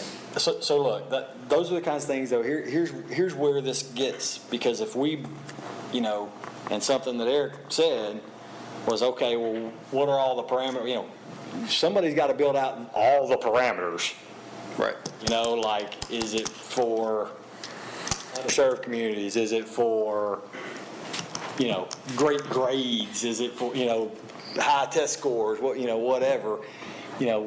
That was kind of one of the things about, just let MTSU kind of put some very broad stuff. But that's where that committee could come in too. That charitable board could come in. We could give some very broad, needs to be in Murfreesboro, needs to be a Murfreesboro resident, which they just, and they told me at MTSU, yep, they can check the driver's license and make sure. Now, people can find a way around it probably, give them their aunt's address or whatever, and we have some loopholes coming through, but for the most part, be able to handle it. So we let them manage that. I'd be perfectly fine with it. What this generated, by the way, was, I believe, 5 $2,000 scholarships per year that were as a 4-year scholarship. Okay? Just for what it's worth. Now, to y'all's point about the 85-15 versus 90-10, well, if we're going to expect the charitable board now to have more recipients, not just the charities, but now also a scholarship, what I think we got to now, when we get to this part of the conversation, we got to kind of remember, okay, well, is the 90-10 then still the right amount? Because 10% gets spread out a little more thin now, right? So do we want to make it an 88-12 or an 84-16 or, so it does come into the factor. I mean, it's a factor, but I think it's separate from just the decision of do we want to have it or don't we? And now if we do, now we got to make up for the money somehow or just leave it part of the 10. I would rather get rid of that immediate, the scholarship fund on that left side. All right, I'm good with it. And then as we get into the percentage split, then Let's have that to discussion. have the discussion of the percentage split of if we wanted to increase that with the caveat that by increasing that number that goes into that community investment contributions would start a scholarship program in that, so that all of a sudden gives you more long-term ability than just front-loading it with the 250, because that's going to be more of a long-term. It'll get front-loaded. I mean, actually what'll happen is it'll front-load $1 million into the trust contribution. Right. So just there will be $1 million more that go into that trust contribution on year one. Yeah. Now, what'll happen is that'll make the general fund savings, which is the 10% number, that'll make that number a little bit bigger. Yep.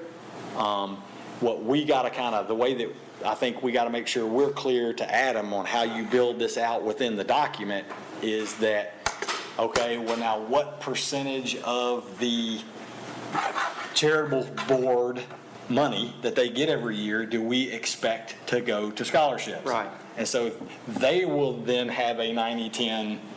But we need to have that, we need to get to that discussion on what the split would be to. I'm good with that, but Because we don't know how much is going to go at this Right. point.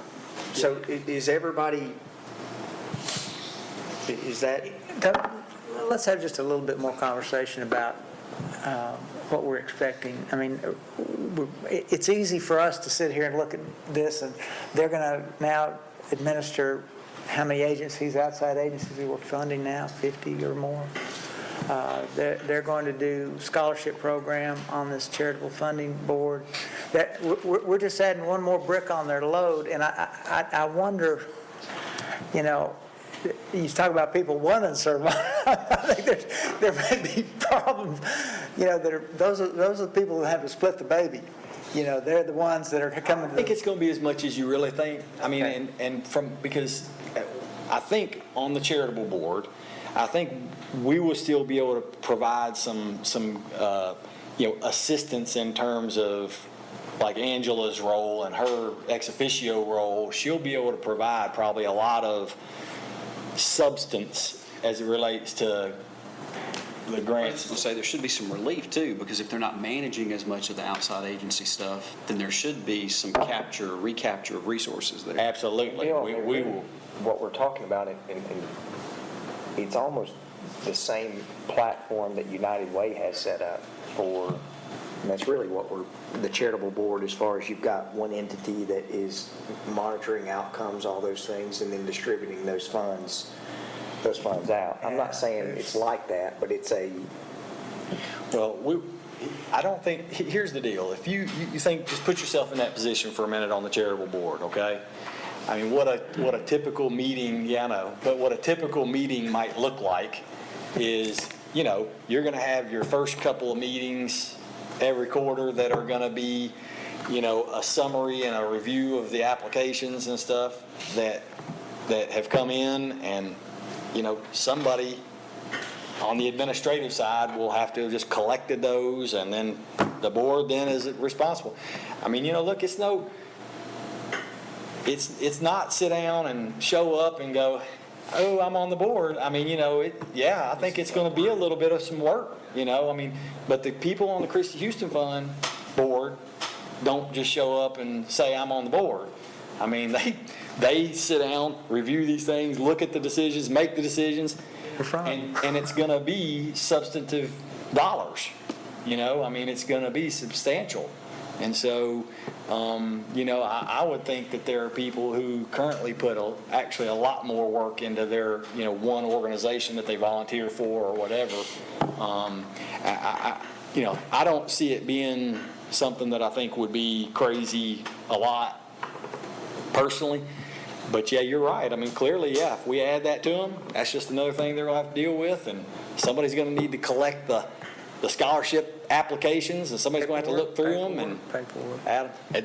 That's getting directly to a point that I wanted to raise is, do you want to put, with this structure right now, in the spreadsheet, the MTSU Foundation is evaluating all those applications for scholarships. But if you've got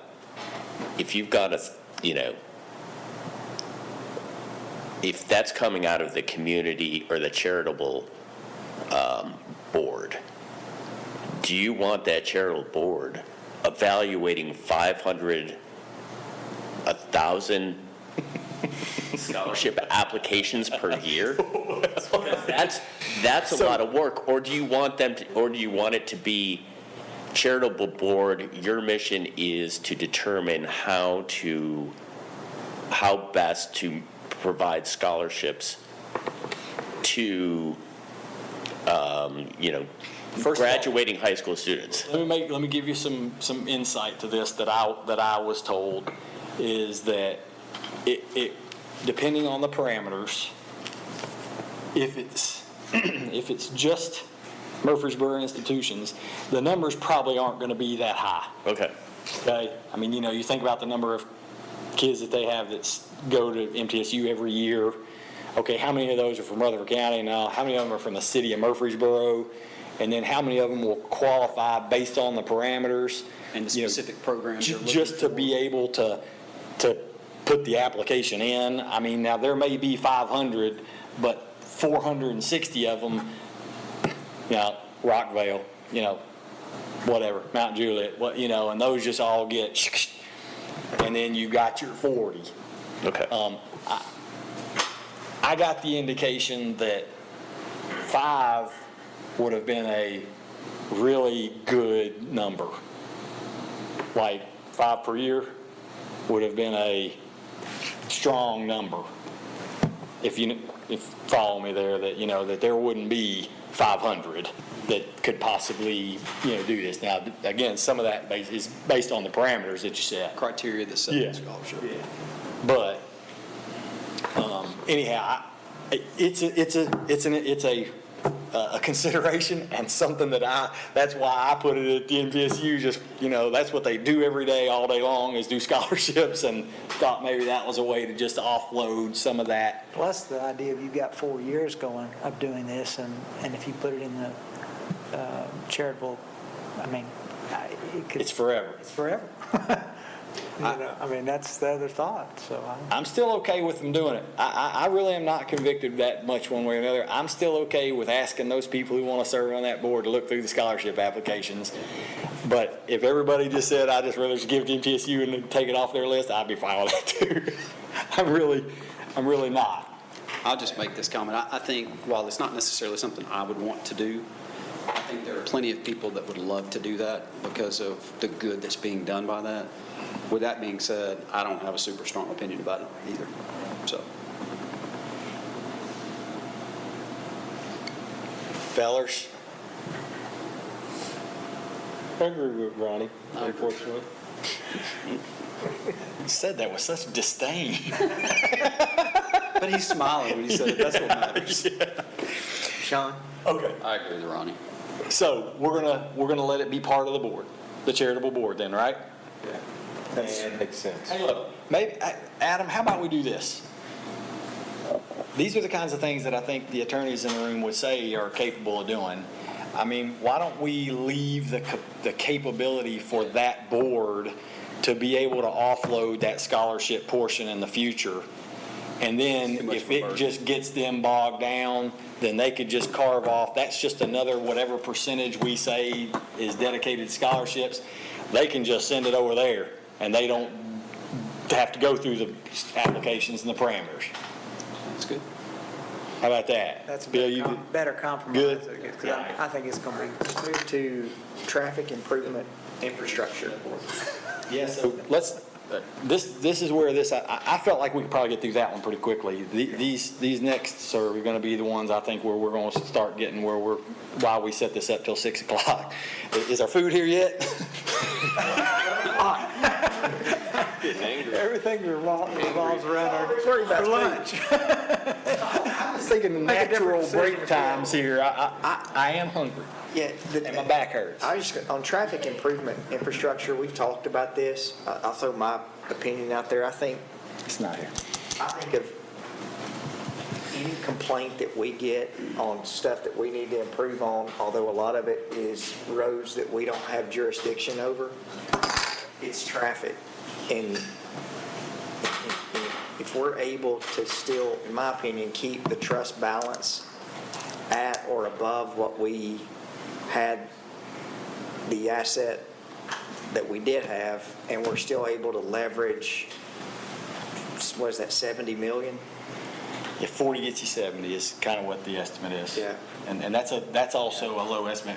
Hey, Ronnie, just by the way, did you have a chance to listen to the meeting a month ago? Okay. So I think, just for his sake, maybe I kind of go through that column first before we, what were you going to finish with? I was just going to say, $70 million, although that sounds like a lot of money for traffic or for roads, that's just not a lot. I mean, that does help Chris be able to do some of the hotspot improvements that things that we haven't been able to fix, but that just seems a layup on being able to invest back in infrastructure. So I think, though, maybe you did hear it in the committee meeting where I kind of talk about which, specific roads that could be. Did you?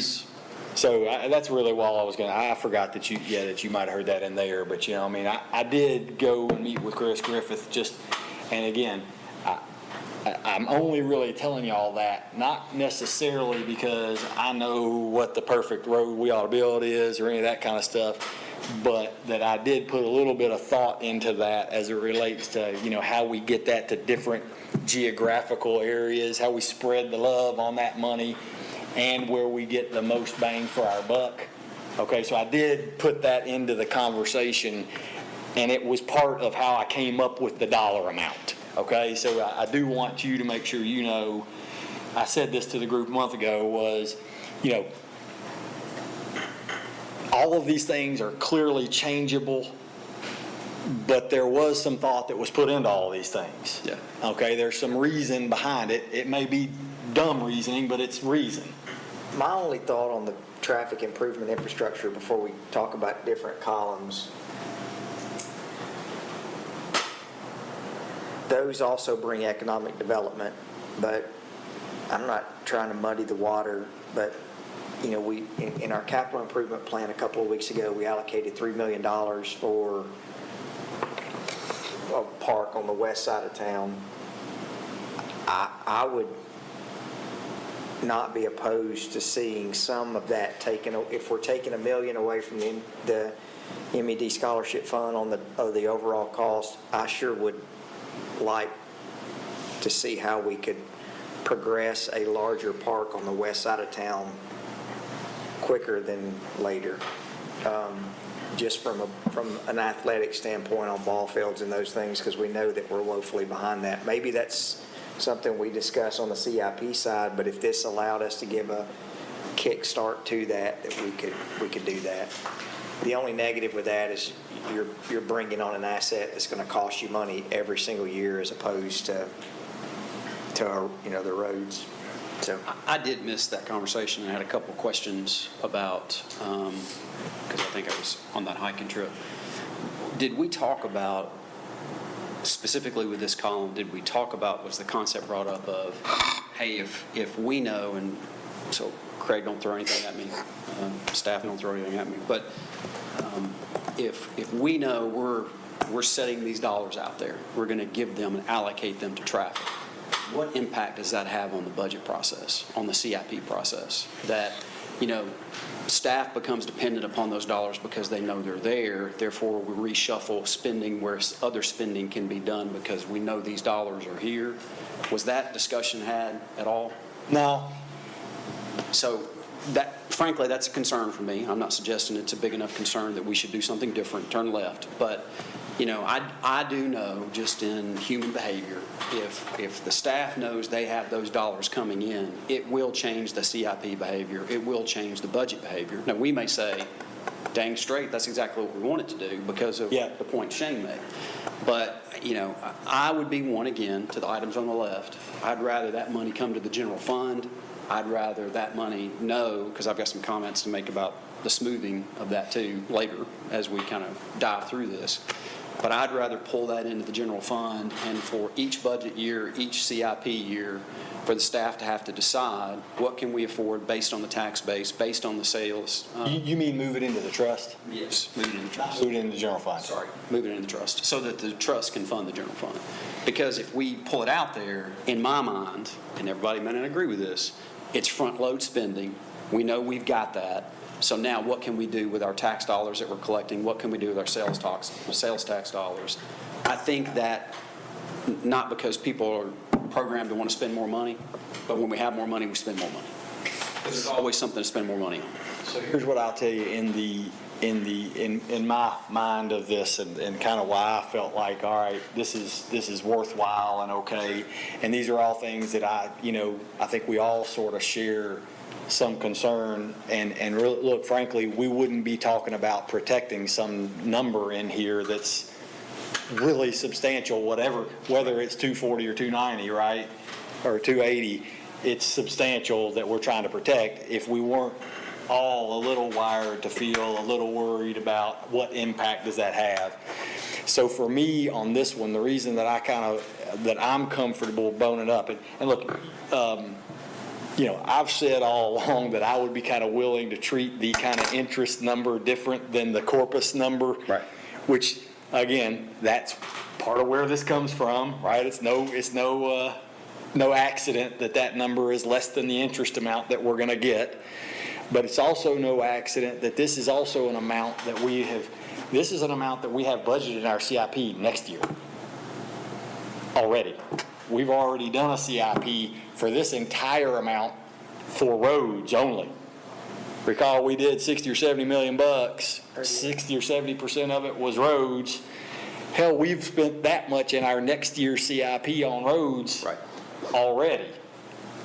So what impact does this have on future budgets, I think is then the question, right?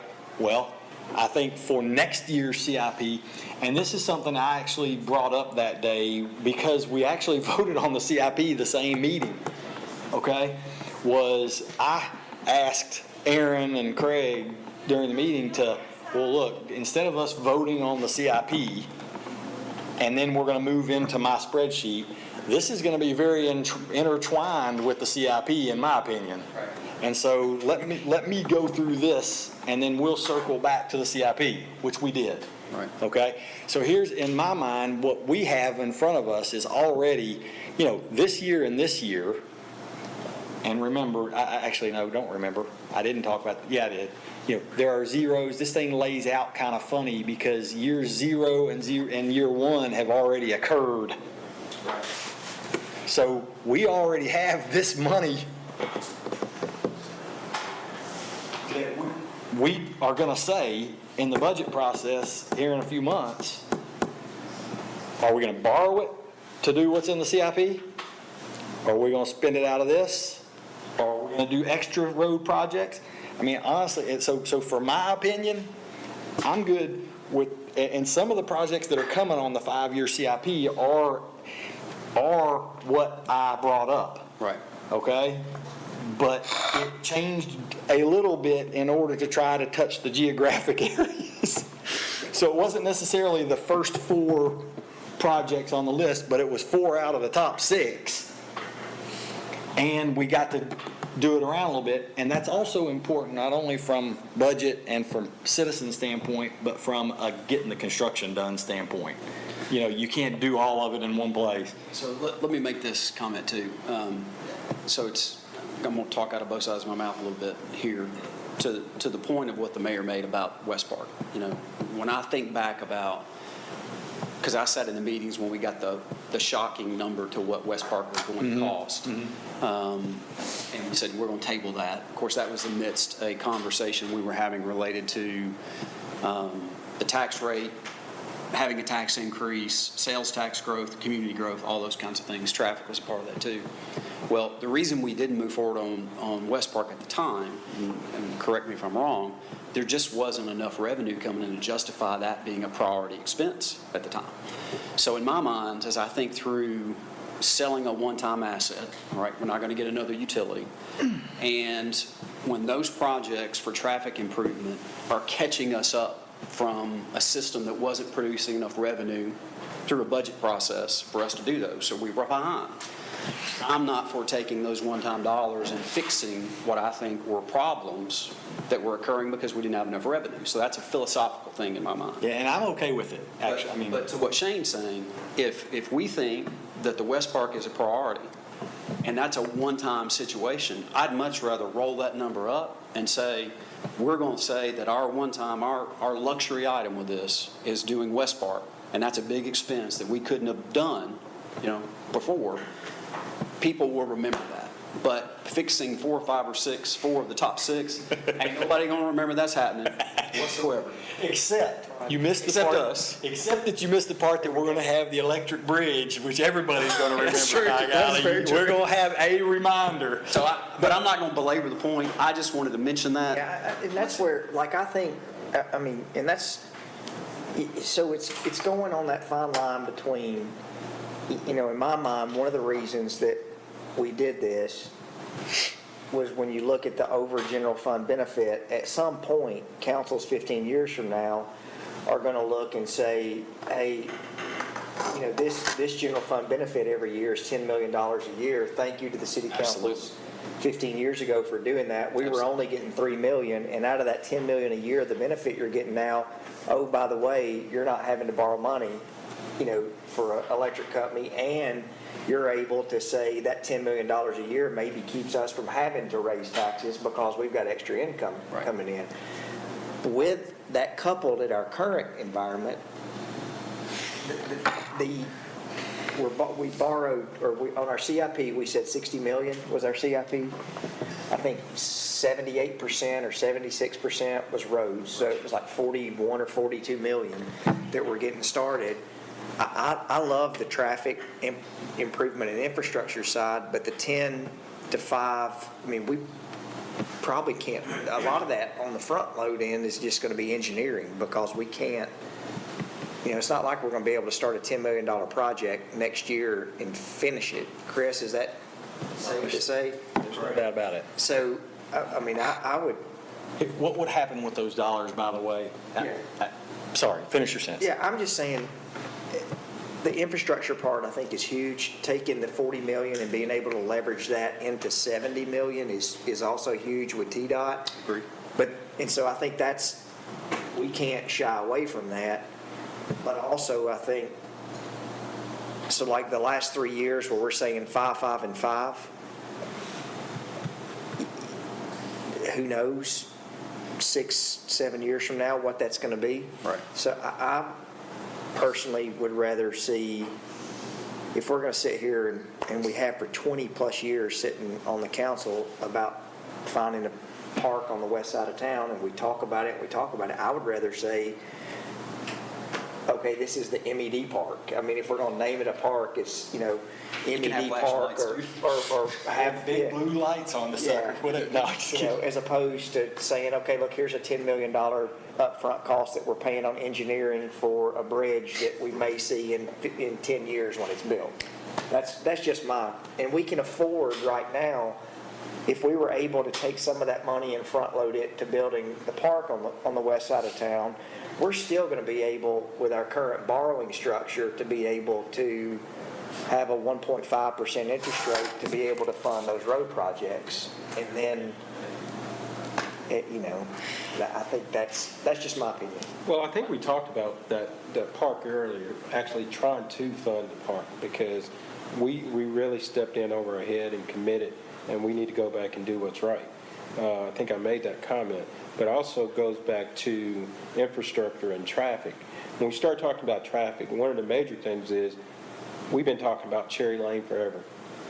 If we could just build Cherry Lane all the way around, we're talking about an opportunity to bring money back into the city as well. That could be another Joe B. Jackson.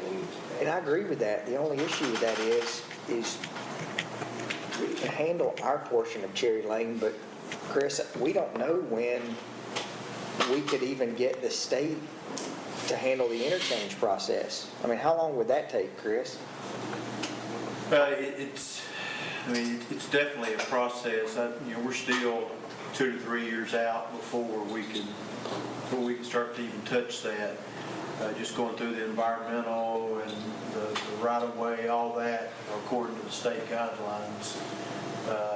That's what I'm saying. Yeah, but the key is, when do you start? If we keep putting it off, That's right. that's the problem. That's actually, Yeah. and it's not necessarily just Cherry Lane, it's with that for all of these projects, right? Yeah, And so, most of them. And here's the deal, by having the upfront money,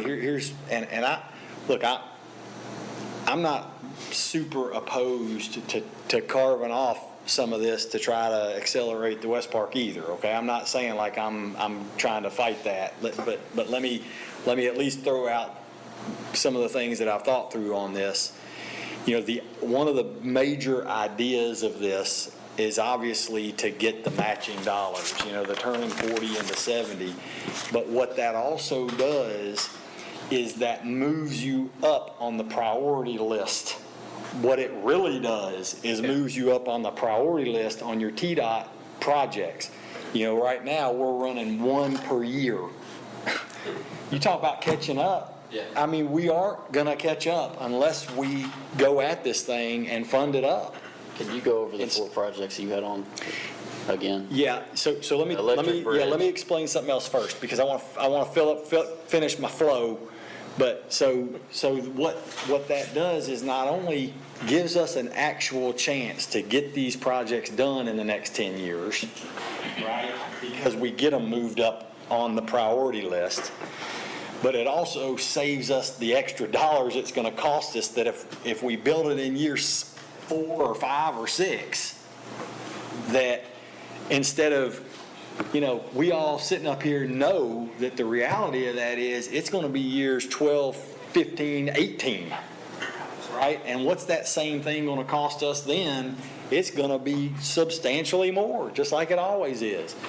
And so not only do we get the match, but we get that that earlier, that acceleration, that to me was probably about as important as anything. Now, let me tell you technically what would happen with the money right here in this column. This is just my vision of this, and I haven't passed it through Adam yet, but I think this is reasonably what would happen, would be that we would just set up a restricted fund. If we can go to the general fund, we need to say these monies go into a restricted fund that then we know will be used for either just, we say transportation or whatever, traffic improvement or roads, whatever we want to call it, or we say for these 4 projects. Yeah. Okay? One thing I failed to mention to you guys that I want to make sure I say to you, Amy made a point the other day, and I think it's important for us to remember this as we think through all of these columns. She made the comment that, these things over here being etched in stone made her nervous because, it's not flexible, and she knows in the trust world that when you put something in writing, by golly, that's what's got to happen. Right. I've had a client in the past whose husband built this thing to pay his wife $1,000 a month for the rest of her life, which was great in 1973. 5 years ago, it didn't pay, anything, and the corpus of the trust was ridiculous. So you got to be careful in how you tighten these things down. But I want to say to you, to understand, yes, all that's happening over here, whatever we decide to do over here, but remember that this number over here, that's the flexibility column. That's potentially economic development dollars. That's potentially cash flowing a park. That's potentially cash flowing the other road that we were already going to build. We have that in addition to what we were going to have in our budget anyway. So there is a flexibility component of the spreadsheet, okay, and that's this line. All right, so just kind of keep that in mind when we're thinking about these things. We're hopefully giving ourselves, if we go along with this format, also flexibility for our council as well as future councils to do some of these other things that could become columns. And look, I'm okay. I've gotten at peace with the idea that some council down the road down here is going to have $6 more million 15 years from now than they would have if we didn't do this. I'm just at peace with it. They may do something really stupid with it, true, but I'm at peace with it. People have been saying that about this. Somebody said it about us 2 weeks ago, but I think, we're at least trying to think through these things. Yeah. So anyhow, all right, hold on. Let's finish this thought real quick, just to make sure I answer his question, and then we'll leave. Then we'll come back and make a decision on this. The projects were Electric bridge. the electric bridge, which is the Rutherford Boulevard extension. So we get a bridge over I-24. Okay? Rutherford. Would we need to name that before the county would decide they wanted to name it? Yeah, we need to name that. Yeah. We need to name that before the county steps in. I about said something. It almost, it was like right there. 41. Okay, sorry, hold up. The bridge, Rutherford Boulevard extension, including the bridge over I-24. Memorial from the VA to Cherry Lane. Lascassas Highway out to the east to DeJarnett. And Old Fort Park widening. So we get some, we got some west, we got some north, we got some east, we got some south in the bridge. Because the bridge is going to take 24 for traffic. Salem, 99, and 231 interchanges. I think Chris told me he thought that would remove a substantial amount of traffic out of those two interchanges. Here's my thoughts. I'm a lot more for spending it on the infrastructure than I am the park. I get a lot more calls and see a lot more people complaining about traffic than I do necessarily the West Side Park, and I understand there were some promises made before I was on the council. You didn't have to say promises, man. Never heard that. Really? But You understand that people say there were some promises. That's correct. That's correct. But we hear a lot more about traffic and sitting in traffic and things like that. And if we can get almost $2 for every $1, wherever, if we put 40 in and get 70 out, that makes a lot more fiscal sense to me than necessarily uploading for an asset we're going to have to pay for every single year. And here's the deal, if we decide to do some portion in roads, okay, understand that matching number could be better than what it looks like on this, because I'm taking 25 million of the 40 for the Rutherford Boulevard extension and bridge, which we had no matching on. We get the 30 million in matching only comes from 15 million that are on the state roads, Oak Park, Memorial, and Las Casas. So, I mean, there's different ways we could even parlay it if we, you know, as a group decided we wanted to prioritize something different as it relates to roads. Like, okay, well, I mean, for example, we could still say, and I'm trying to be kumbaya right here, but, you know, we could say we could peel $10 million off that $40 million number, dedicate it to the park, okay, however that shakes out, you know, whether that just gets the seed, that gets the engineering, that gets a big bunch of it built, whatever that is. We take whatever number we come up with, $5-10 million, they dedicate that to the park, but then we take the other 30 million and we all decide, no, we want to dedicate that solely to state road projects. We don't build the bridge, you know, but then we get 30 plus 60. Yeah. And we turn, so we're at 90 over these next, call it 6, 8, 10 years, if we can get them to, you know, to bone up. And by the way, I don't know if I said this in the committee, but normally the number is 4 to 1. Mm-hmm. I've only plugged into this 2 to 1. That's the incentive to the state to say, hey, we're going to match we're only asking 2 to 1 match rather than 4 to 1 match if you'll let us maybe start 2 projects a year instead of 1 project a year and get these things built. I understand, and I think Sean's got a great argument. I think the principle of the focus on infrastructure is appropriate, so I don't disagree with that. The concern I have is, how did we get to a place where we need to provide the seed capital to get caught up? And what happens in year 7 and 8 and moving forward, unless we think we're going to stop? No, that's not the seed capital.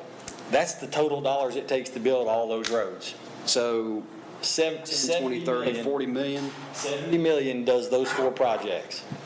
Yeah, that's complete. So my point is, though, technically, that's a backlist.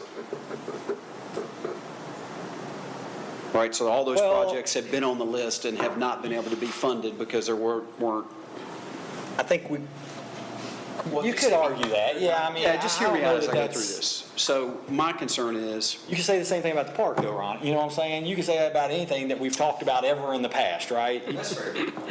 what's the consequence in year 7, 8, 9, 10, 11 to those staff members, to the council members who are trying to manage growth if we continue to grow the way we've been growing, and those dollars are no longer available as that seed capital, as we become dependent upon it? I don't know if I'm following. I mean, because here's where I'm thinking on this. Is it isn't seed capital? It's building the actual roads. Once the road's built, it's built. The maintenance cost of that is not all that huge. Versus, we built a park. The tail costs of that are really huge. Operating standpoint. Yeah, that's where the people, I think, got the budget problem. Yeah. Is in the future years is on the park. I agree. From a budget perspective, I'm not saying right or wrong here. I'm not fighting. I'm not park killing. Yeah. I'm just saying, that's the budget issue to me. I think I already jumped on that grenade. That's thank you. That's my worry more is on that end. And what I'm thinking is the opportunity cost of not putting those dollars in the trust and having them earning for future councils 10 or 15 years out in the future, so that $6 million number is a larger number. I would be on the same page as you are, Ronnie, if we weren't getting 70 for 40. If it was equal money, I think I'd be exactly where you are. I think that, and because you got to think about the return on that investment. at 90% of 4% of putting that money in, how long does it take you to catch up to 70 million? Earning side on the other side. And then what does it cost you in future cost to build the road 15 years from now rather than 6 years from now? Look, that's just my opinion on it. I just want to bring it up, so. I mean, it's great. These are the things that spun through my mind at 3 o'clock in the morning. Because I wasn't here when we talked about that originally, so. You weren't there when it was going through my mind at 3 o'clock in the morning Get either. that really nice bridge with the blue lights. I thought about calling you, Thanks, man. but I didn't. Food's here. We got some stuff to chew on, think about here, and then we'll come back and make a decision on roads. Let's plan on doing this. It's 12:12. Let's grab our stuff and we'll have a working lunch. So eat and discuss at the same time. And call back to order.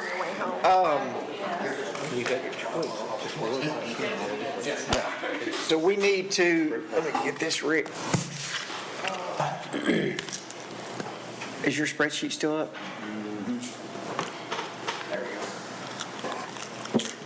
So we talked about the annual payments, the scholarship, we talked about that. And really, I guess the next one, Sean, coming back, is we need to get an overall consensus on traffic improvement, infrastructure, or, Rick, there's not really anything to talk about as far as general fund contribution, because that really. Yeah, there is. Okay. And I think that's a decision that, I think we got to make. I think maybe Ronnie was even saying he had a discussion about that as far as that does contribute to the smoothing of that.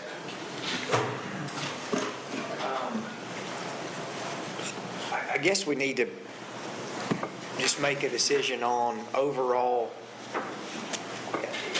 make a decision on traffic improvement infrastructure under general fund contribution. Is that, Rick, where we, and Ronnie, where we could talk about the other columns if we wanted to add something to that? And then that would take away from the general fund that would go into the general fund contribution? It could. Okay. So I guess my question for that is, why is all of that not going into the trust? Why is it carved out from the general fund?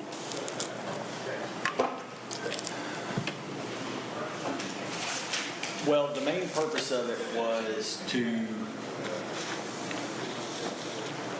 sorry, my glasses on. The main purpose of it was really, for my purposes, was the idea of this number over here, and from a this number really is, well, we could start out over here with a minus $3 million Because there's no earnings. because we didn't get the pilot. Right. And because you have such small amount of earnings coming from the trust. And so here's something else that, if we wanted to be able to offset any kind of a tax rate, you can't do it unless you use some of this. But so that's replacement of the pilot revenue to make us whole. Basically, plus a little. Okay.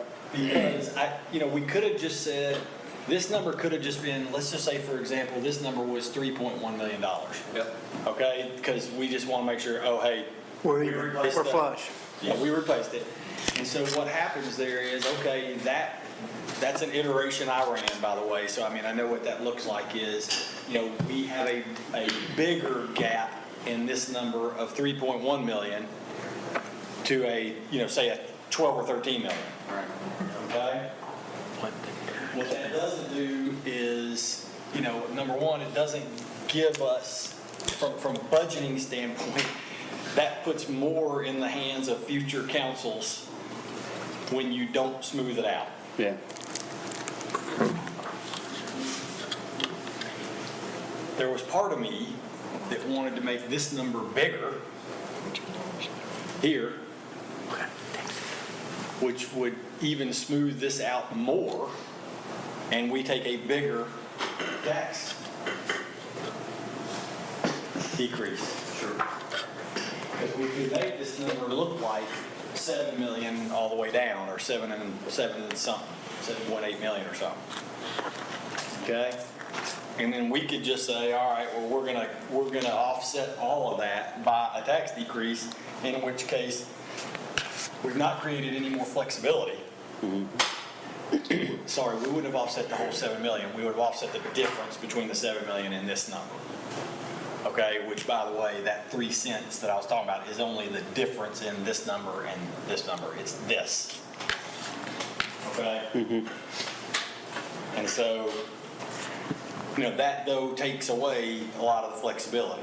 And I said it a month ago, look, and you kind of said a similar thing, which is, nobody's going to be talking about, oh man, look at this benefit that we got way out here. I mean, they might, I guess, but because they'll get a payment every year and they'll have to ask, how much was it? We'll call it the Rick LaLance effect. Yeah, that's good too. I'll take that. LaLance care. Let's see here. So that's why I did it. Okay. It smooths it out. It does. And again, it's not all accidental necessarily.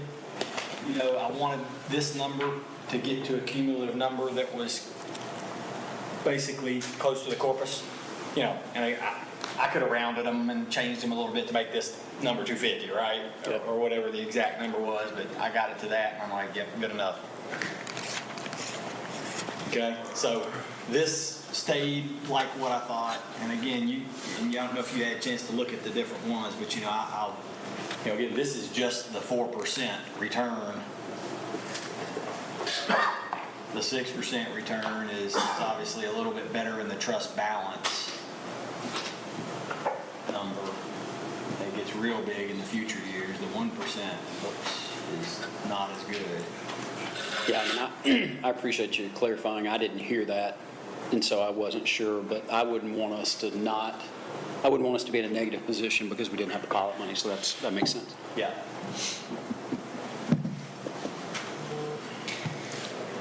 So do we just need to kind of decide what we want to do on this road and road versus park and? Really, it sounds like the two columns, if everyone agrees sort of with we're figuring conservative on distribution and then our return. The columns we need to really focus on would be the traffic, the general fund contribution, and then once we get over to the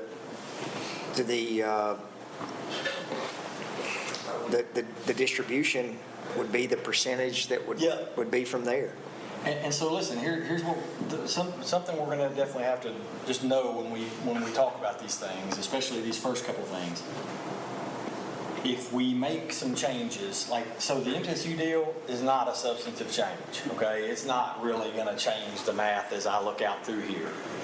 If we start making substantive change, either in dollar amounts or timing, it is going to potentially change a little bit of this. Now, if we just take it out of this column and put in a different column, it's not going to really change much unless we do the timing. But you got to kind of understand here, we also got to keep in mind, I'll just put it to you that way, guys, is there is a finite number of dollars for now.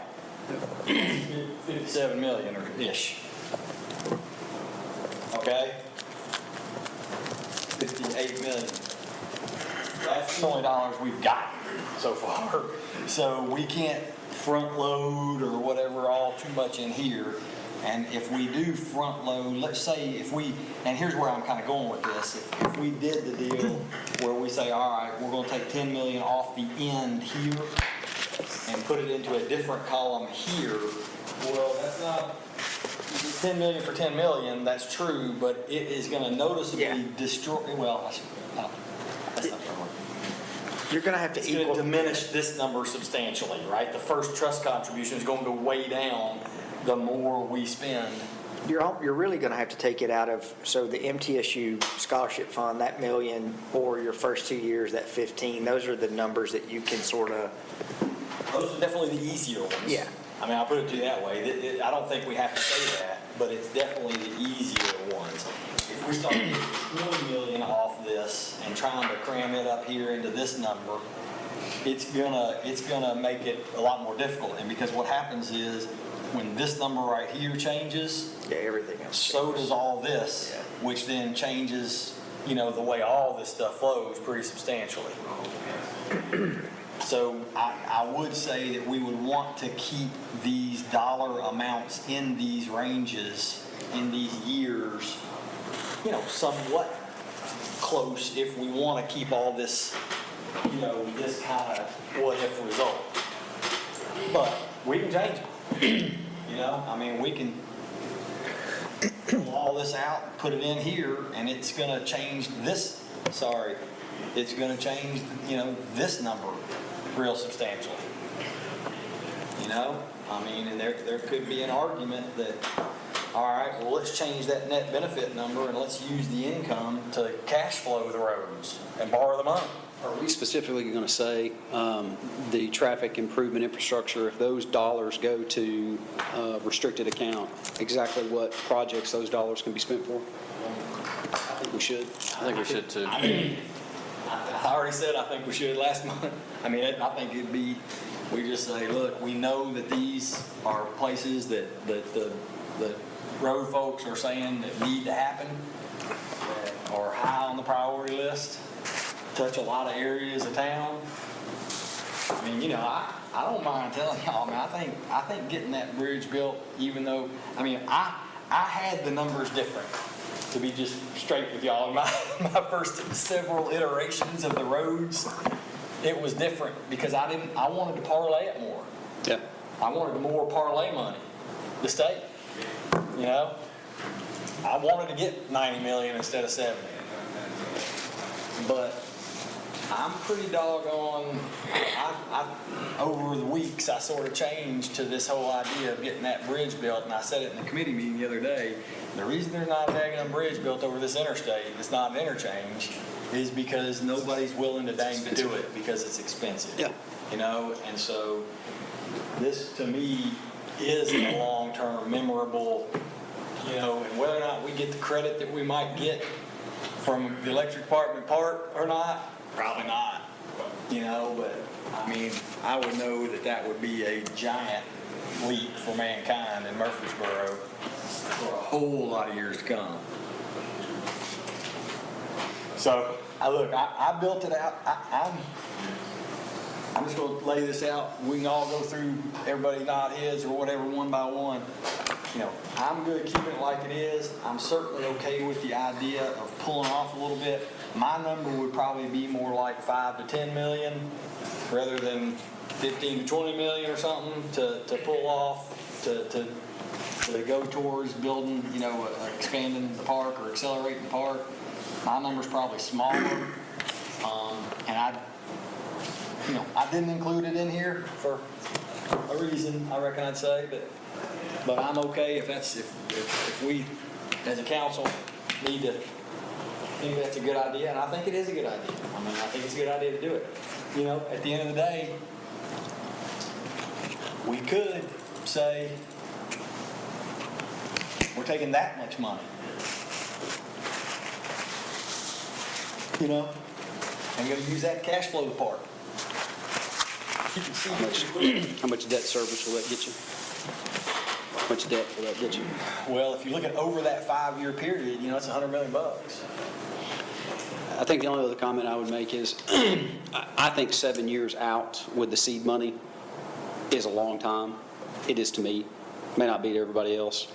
I'd much rather pull those dollars up. I know you can't because there's a timing issue. Well, it's not the timing necessarily. Timing is part of it, but it's finite dollars we're dealing with. That's the biggest issue of accelerating it and pulling them up. The dollars aren't there for us to pull up because we're getting the payments. So we had to kind of smooth it out. I had to spread it out over years because the payments aren't there. Yeah. Yeah. We don't have 40 million plus 25 million plus 5 million to do anything with this year. Yeah. So we kind of had to do that, and frankly, I was kind of thinking, well, we're not going to be able to get it built in the first year anyway, so.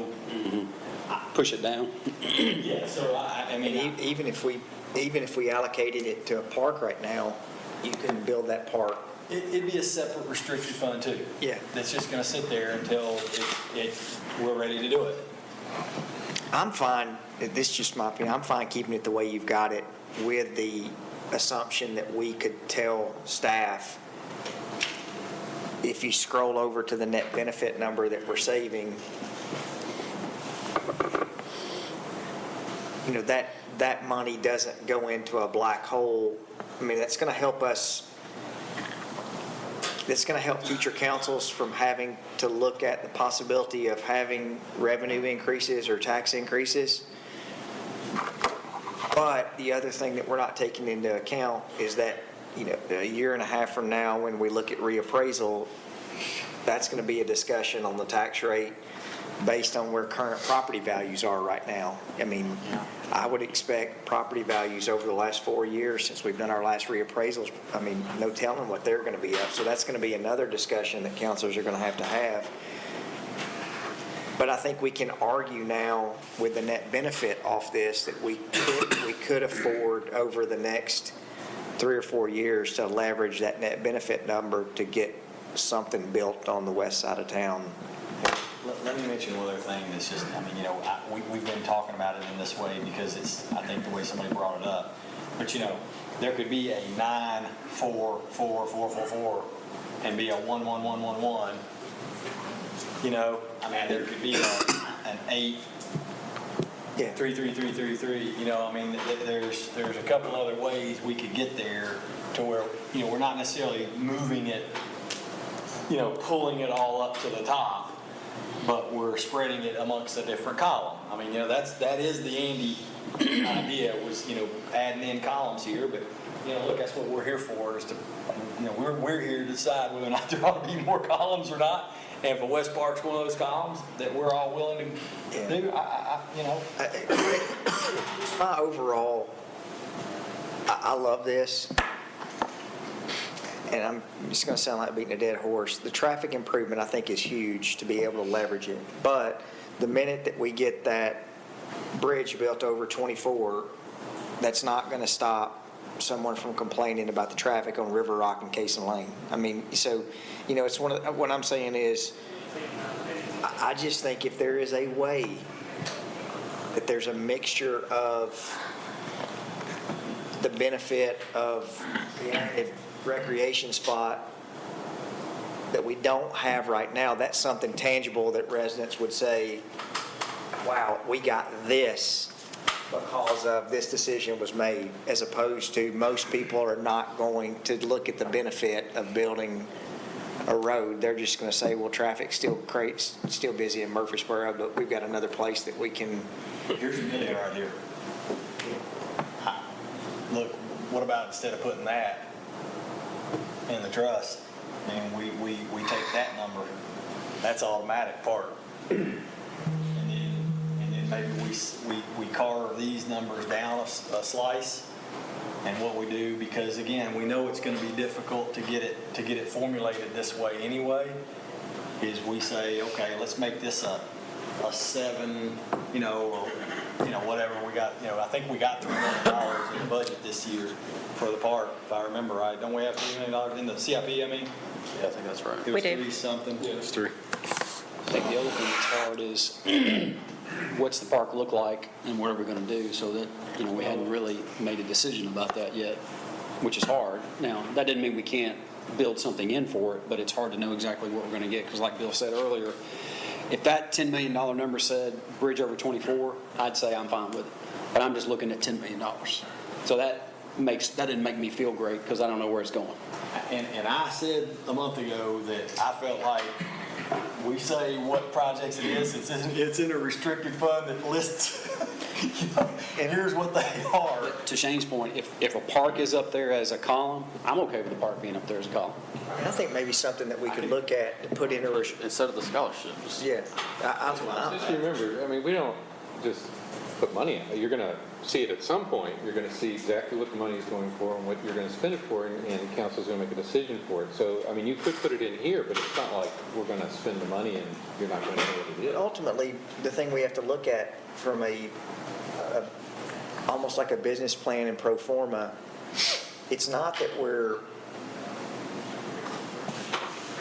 that money that you've got there, the 40 million, is either money that we would had to borrow and not be able to do another project because our debt ratios would be bumping. So, I mean, the net benefit that we've got not only allows you to push and do more projects, it allows you to not have to borrow as much money or wait till debt rolls off in 2025 to be able to start another project. So, I mean, it's... I'm gonna get deep with y'all on this for a second, all right? So y'all put your math hat on here. We could conceivably alter our ratios a little bit, our financial ratios. Which way, up or down? You're talking about their debt ratio. I don't know which ratio it is, but we could adjust it to the benefit, so to speak, that we say, all right, well, if we're allowed for To box in the spending on the backside. which is kind of what I brought up during the tax increase idea was, look, I'm okay talking about doing a tax increase of some number, but I'd love to see us box it back, box the back end in. It's kind of the same idea here. I mean, that would be one mechanism that we would have. Decreasing the tax rate is one of those mechanisms, because then you got to raise the taxes to spend more money than what's laid out here for you. Yeah. The problem is we can't decrease the taxes, by these amounts because we don't have it yet. Well, but the other thing is, to Shane's point earlier, obviously, I don't know that this is going to happen, but I have a strong opinion that it's going to happen. We're probably going to be looking at higher values, which is going to put pressure on the tax rate, which means if we just hold it where it is, it's technically an increase because people are paying more because the asset value is higher. Oh, yeah. So, I don't know if that's going to happen while I'm on the council or not, but, I'm going to work hard to make sure we don't lose where we are, because I believe that ratio falling is what caused some of the problems that we have. So as far as I'm concerned, pulling these dollars out to lower it today creates a problem for us a year and a half from now. Well, we couldn't adjust it. I mean, even if we... It doesn't, though. Well, I mean, well, because of this. right, but that's if other councils a year or 2 years from now agreed that benefit would move forward. I mean, you'd have to lock that in right now, right? It would be. Yeah. I mean, like I said, we're setting it. Now, what ends up happening over here, we're not tying 15-year council up for how do they spend their $6.2 million. But 15 years ago, nobody tied us up for how we spent the $3.1 million of pilot money last year. Right. Okay? I mean, so, I just can't, I get it, but that net... we never had a separate conversation. Here's what I think would be overstepping for me. But we could say, here's how a future council has to spend the 90% distribution. Yeah. Right? It has to be for roads or for economic development or for parks or whatever. Personally, I don't want to do that. I don't either. I mean, it gets into all kinds of, that creates all kinds of mess. But so that's where I'm just trying to kind of find a happy medium all the way through this thing is what it boils down to get us, some flexibility, future council's flexibility. We got mechanisms to box in a little bit, but really not a lot. I need to say this right now. Your work is what has allowed us to have this conversation. So not that you're taking it personally, but don't take it personally that we're going to beat you up on the spreadsheet, because we couldn't even do this if you hadn't laid it out. I'm not, I promise you, I promise you I'm not taking it that way. I have thought about a lot of these things over the period of working on it, right? And so I'm just kind of telling you guys, when y'all come up with stuff, ideas and thoughts, I'm just trying to offer the counterpoint to kind of say, yeah, okay, here's what I thought about that too, and sort of here's why I sort of went back to this, and you can't even believe the number of these spreadsheets that I ran. I mean, it's a whole bunch, because all these questions were going through my mind of, okay, well, what if it looked like this, or what if we did this, or what if we tried to box in more and then offset it with a tax decrease, or what if we, wanted to get this number changed, how much do we have to put in to achieve this versus the ones on the other side of the page, this. So, I've never had any indication that these numbers are going to stay like what I put on the paper. It really, I did have reasons, and I would stand behind the reasons why I did it for the most part. I looked at this as an opportunity, for us to talk through this. That's why I wanted to set it up for a big, long meeting so that you guys could look at it. Hey, what about this idea? Heck yeah, let's plug it in and see how that impacts it, where are our priorities on this thing? Are the 4 projects that you talked about for traffic improvement, is that the priority that you understand, Chris, and all? Is that? Yeah. That's 1, 2, 3, 4? Like I said, Chris, maybe you. Are they in sequential, like 1, 2, 3?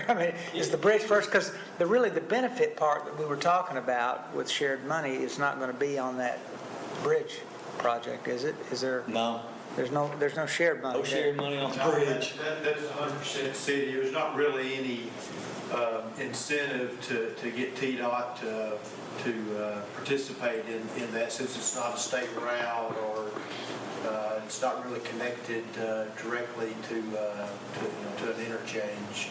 Of course, that'll also go a lot more quickly since it's not tied to the state, because we typically can do projects in about a third of the time that it takes if it's a partially state-funded project. The benefit for the $10 million, if that went to the bridge project, the benefit probably is 3 to 5 years away? Or We could probably get to construction on the bridge project in, I'd say, 2 years. 2 years? Wow. So, look, you guys, here's the thing. You remember when the conversation started about the bridge over Broad? It was 25 years ago, or 30 years ago now. It was 20 or 22 years prior to when something actually happened, right? So, I don't know. I waited, I battered, went back and forth with it too. There's no perfect answer on it. I settled on that as being one of the priorities. I like it, yeah. We clearly, if we boned up the whole 40 to state roads, we're talking $120 million of roads. Our 40 and their 80. That's, now, getting them to do that level is also a gamble, right? The higher the dollar figure gets, the harder it is to get them to push it up on the list. We come at them with some $15, $12 million, $18 million type projects that we're covering a third of the cost on. We probably got a chance. If we come to them with 3 or 4 projects that are, 40 apiece, it might make it harder. I'm guessing, but I assume that's the way that would work. They still got to come up with the nominal dollar. So,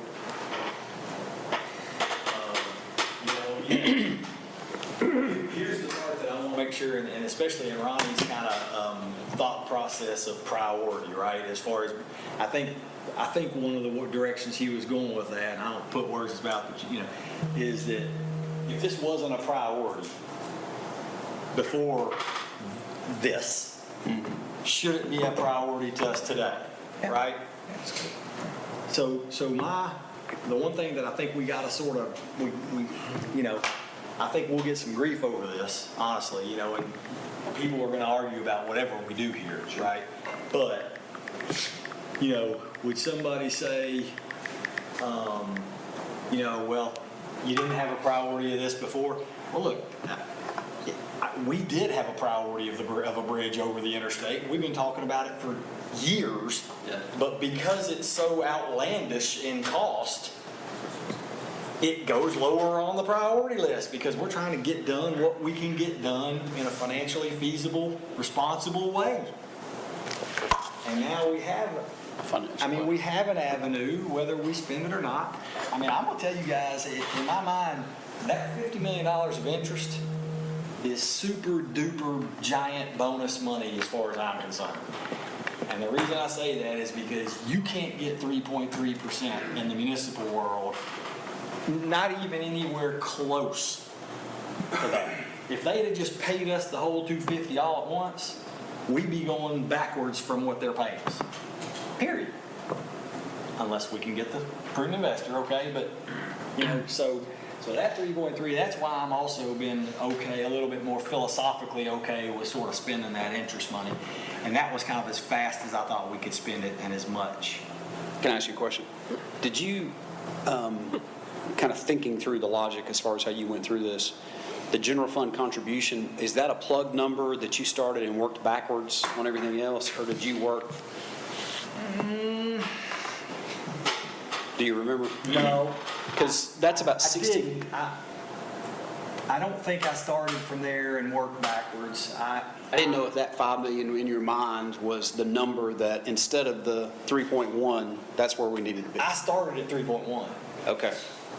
So you worked up to 5. I started at 3.1 and then adjusted it to say, well, I don't want it, that it was such a big gap from year one to, down here that I felt like I wanted to pinch that in a little bit and be able to see a little bit of improvement on it sooner. I did like that. I do, say that. I do like the fact that we see some improvement right away.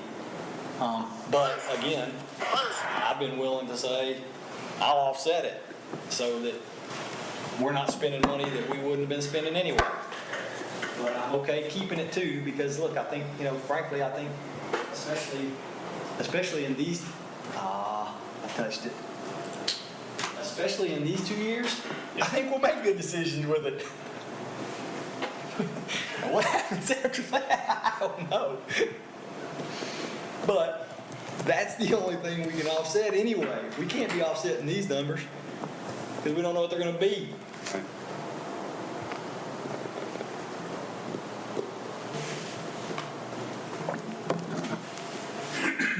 What we want to do on a park. Y'all want to carve out a little bit, and look, I'm gonna tell y'all, if we need to have the park conversation as a separate conversation, here's the problem with that. Okay, we set up a whole nother workshop just to talk about the park. Yeah. I'm out. I ain't showing up. Did I say that out loud? No, honestly, what I was telling You mean you would skip out on the park, Rick? If that would have been a soccer park, you wouldn't. Where I was actually going with it is if we start that, we do have a timeline on this, okay? And I don't want to do something stupid just in a hurry. I recommend people not do that every day in my job, okay? But in my mind, I've been thinking about this for 2 years already. And I kind of understand it, and I'm comfortable, all that kind of stuff. But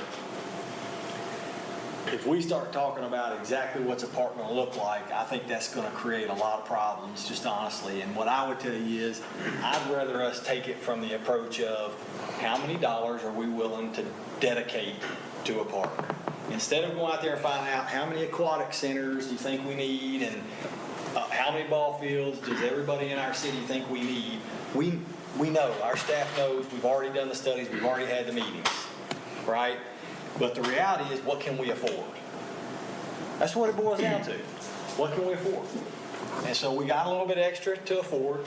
I was willing to dedicate the $3 million in our CIP aside from this, but it could be part of it, and we borrow less money next year. I'd run that number to $6 million instead of $3 million. And still borrow the $3 million that we know we can cash flow from our budget. And then step out another couple $1 million a year, and we get to 10. Say there's going to be a $10 million park. Phase one is going to be a $10 million park or a $12 million park. Or we're going to borrow another $10 million on top of the 10 that we spend, and it's going to be a $20 million park. I mean, that's to me the way that we approach it, and then we go tell staff, here's what we can think, here's what we think we can afford.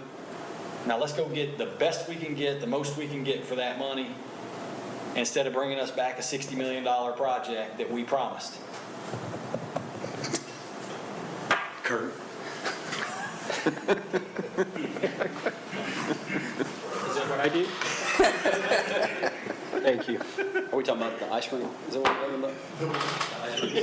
The ice rink that Kurt promised. They just started building it. Talking about that anymore. So, I like that thought. I mean, personally, I'm not ever going to go against traffic infrastructure. I mean, that's a long-term benefit. My only point was that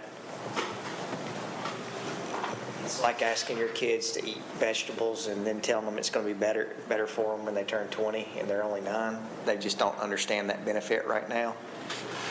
You know, most of the stuff that we've got on here is not really a benefit that people are going to see right now, which I'm fine with that. But it may just be where, as a council, we need to know based on what our net benefit is moving forward, that's the discussion that we're going to have when it comes CIP time, that, hey, we have this extra net benefit. We're not just going to let it sink into the black hole of the general fund. We're going to go ahead and make commitments to fund some of those things that we've just not. So. I think something that's important for all of us to keep in mind during these discussions and thoughts is something that came up the other day in that committee is you got to remember where we're starting from, which is zero control, zero handcuffs, zero future control.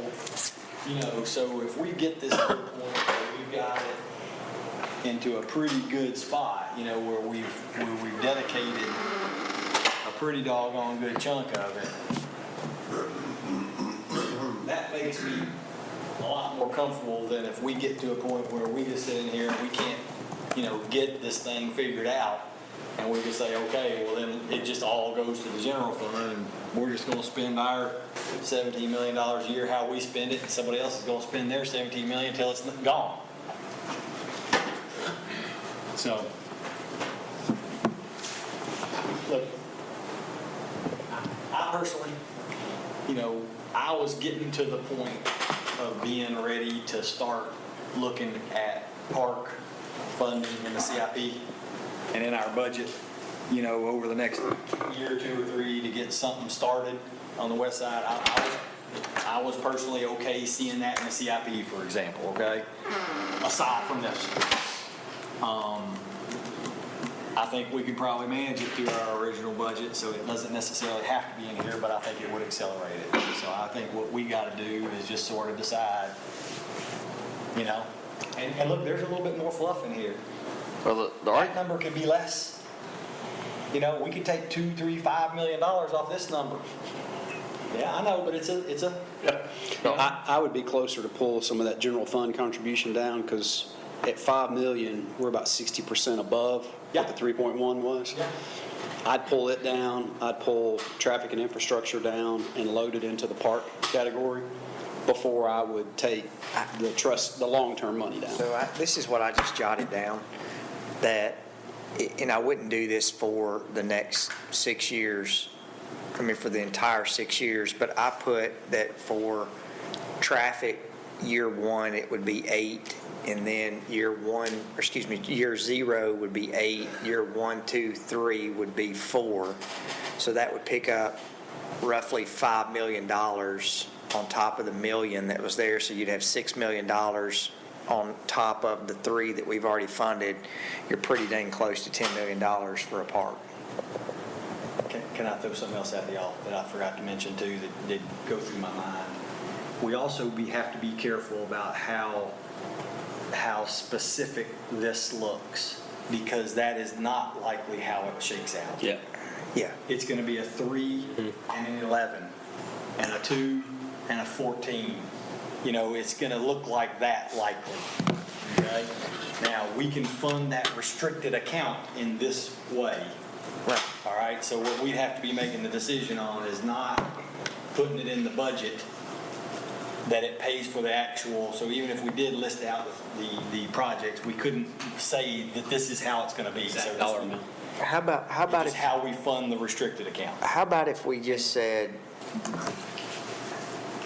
however y'all need to plug it in, we come up with a dollar amount that we want to commit over the next 4 years or 3 years to a West Side Park. Where I'm trying to get you to, yeah. And y'all, I mean, like, that number to me is $5 million over a 3-year period. And then however that needs to shake out in there, that gets us to 8 million. Plus, hopefully, we could leverage that 8 million maybe into another 5 or 6 in our CIP. And then all of a sudden, you've got a park that is, Sorry. yeah, I'm just saying that, you know, if we're, I'm just thinking in, this is in banker, y'all's two banker terms, I'm thinking in loan, you know, your debt, your loan value. If we got a $20 million park that we're paying $10 million in cash, then we're at a 50% loan to value, which is a whole lot better than being at a 100% loan to value. So we could do some combination too. And look, Ronnie, I think maybe onto something here, especially we could have, I'll put it this way, we could avoid the tax decrease conversation completely by moving this number back to a 3.1. What you're going to have is you're going to have or it's actually, yeah, this number to a 3.1. What you'll have is a pretty big jump down in here then, I believe, if I'm thinking about that right. Because we'll go, you know, we'll carve the dollars off of these, but then everything else is still in place. So like that number is still probably a real number. Yeah, because you'll have all the annual payments going to the fund. Still going to the same spot. So, you know, we take 1.9 million. So frankly, what we do is we take, you know, some portion of or all of this number, and we dedicate that to the West Park. You know, so we could carve this number in half. We take this number and we say, all right, well, we want that number to be, you know, 3.1 million, and then 4.4 million, and then 2 million, 1.5, you know. why don't we, I mean, is everyone okay with the traffic improvement column based upon that those are defined projects? Yes. Fine. Is everyone okay with, we said we're okay with taking away that MTSU MED scholarship fund. Is everyone okay that somewhere in these first 3 columns between general fund contribution and that MED scholarship that we come up with an amount to fund a portion of West Park? I would feel strongly, and you didn't say this, but I would feel strongly that we do not pull that from the trust contribution column. Right. But as long as it doesn't come out of that column, yes. Is everyone okay? Is everyone okay with seed money of $5 million to start that process? That gets us, coupled with the 3 that we've already said, that gets us to $8 million to start the process. And granted, it's over a 3-year period or 4-year period to get that process going. Is those figures in the traffic improvement infrastructure, that 10,000 the first year, is that, you saying keep that number there? That's the projects that would have to be defined. So that 10 million is the bridge over 24. So we would have to define those projects, and it may build, the 10 million may not be 10 million, it may be 3 million and 7 or 8, because it's just going to depend how that. So look, here's how I think this shakes out, and this may be a Craig or Adam or Aaron or so I think what happens is we build a restricted fund, and within the parameters of that restricted fund, we say what projects this is going to be used for. So that's how we denote the projects. Then we fund the restricted fund in this manner. Okay? And so then the transportation department knows, all right, we got to get to work getting these projects. Now, what's the best way? What's the best way we can do this? And we need to stretch it out over 7 years, but we need to try to execute. We got to start meeting with TDOT. We got to start, all those things have to start happening. I mean, look, what we got to be careful of and cautious about is, these are the dollar figures based on what we get the 2-for-1, these are the dollar figures based on, this is what the cost is at our best estimate. Yeah, but Bill, it would be exactly the same concept of how we, Handle broad projects now. well, how we borrow money right now. You know, used to, when we were doing variable rate debt, we were borrowing on like a line of credit, almost like a home equity line. Now, when we do our bond issuance, we're getting all of that money up front, and then we have to specify and designate what those projects go to. So that's why this past year, we had bond proceeds that we had not used for projects over the last 5 or 7 years that were just sitting there, and we have to reallocate that. In this case, we couldn't reallocate that because in the trust document, we're going to be saying, It would never go in the trust. Restricted fund. it would be in a restricted fund that we just said, look, we, outside of these To projects. clarify the restricted fund, it wouldn't necessarily be a restricted fund, but we would have like a restricted fund balance or an assigned fund balance, and it would go into a special account where we would just reserve for that. There's an accounting distinction there, but remember, when we do our CIP, and when we lay out the projects in there, remember there's an other funding category. And so we do with grant funds. You know, if they're going to a project, they're allocated in there, or if they're old proceeds that have rolled up because we didn't spend them all on a project that we saved some money and we put them in there. So this would be it would go into that column, other funding, and we can designate it and show what it is. From a CIP standpoint, that'd be right. CIP standpoint, so it is accounted for, and it wouldn't be irregular the way that we're talking about here. It would fit in the regular process. We would just identify it as trust funds as opposed to excess bond proceeds or bond premiums or whatever.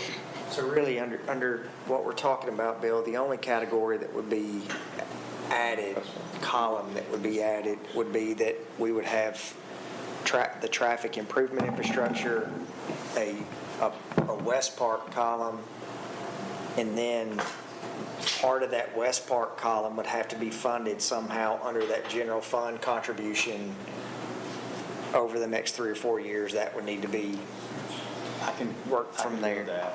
But then, you know, the next thing, Bill, I think where you were going is if you go to that distribution from the trust in year 2 or 3, and then that split that would be going to general fund and, So we definitely need to make that decision too. So are we good on roads in West Park then? We going 5 million? I'm fine with that. Good. You be okay with that? $5 million's coming from where now? It's probably going to come from the general fund contribution column, right here. And that's okay. That just means that this isn't quite as smooth, but that's not the end of the world at all. That's, you know, the only thing I don't like about it is you talk about not getting credit for something. When they get that big pop, they're going to get a big pop right here, you know, once the park's paid for. They get a little bit of pop, but you know what? They're also going to have a tail risk. Yeah. They're going to have a tail cost because of a decision we made. So Cost fair, of fair. operation of the Fair, park. fair, right? Yeah. Yeah, I mean, they're going to have to figure out 5 years from now how to fund it. It ain't gonna cost $17 million to operate. Sure. Traffic stays the same. Yeah. It comes out of this side. Yep. Well, the park comes out of the General general fund. fund contribution. Yeah. Is that, Traffic stays where it is. but is that 5 million No, in the first year, or is it 5 million over a I period think of we were time? just saying, y'all figure out, instead of us doing, Okay, I'll go to work on a new spreadsheet with these things in it. okay. that way we're not sitting here Yes, no, understood. figuring with numbers I and, think it'll be smoothed out. I think we'll take $1.5 million this year, you know, maybe $1 million this year, $750 this year. I think it'll look something like that if I had to guess. It's going to be, Depending on what the 90-10 looks like. yeah. So, Okay. I mean, our last other I don't thing. think so. I just got to get $5 million, right? Yes. Oh, yeah. Bill, and this goes, and that's really the council at the same time on that net benefit, once we get this, I mean, that's going to be another discussion at budget time based on what council presents to us. I mean, I expect, my question would be to council with that net benefit is, hey, where did y'all use that net benefit? And are you using that in debt service, or what are we using that to? So, That net benefit's not going to be there now. well, it will be at some point. It will be Yeah, there. somebody will be asking the question 5 or 6 or 7 years from now. I'm Yeah. sorry, I got to lean back off my back. Yeah, y'all. so, Bill, I mean, really, the next funding discussion is going to be, we know what we're getting, the estimated MTMC tax, we're getting that regardless of whether we did this or not. I mean, that's coming in. And then if we say that we're wanting to take the money that we at least were getting in the pilot that we had, the next discussion point is going to be what that split is for the total general fund contribution and then what's being paid out from there to community investment, right? Yep. So right now, basically, the math looks like this. Well, no, it really doesn't. It looks like a combination of this down to here, and then from here down. So right now, just understand that the 10% of this number right here, that's what this number is. And that's really what this number is too. Okay, I laid it out this way though, to just make sure we were illustrating that we weren't getting out, getting rid of our quasi obligation. But really, you're in year 7 before the organizations start really seeing, once that trust starts building. As this is written, yeah, that's correct. So I mean, at the end of 15 years, where we're only paying $288 right now, that number almost quadruples. So keep in or mind, triples keep in over. mind too, year 0, this all came from general fund. This year, 186,000 came from general fund. You see the difference between that and the 288? Yeah. So we've got general fund money coming out of here, i.e. that's why the savings is only this amount, right? So yes, it stays the same, but it's what we've been doing.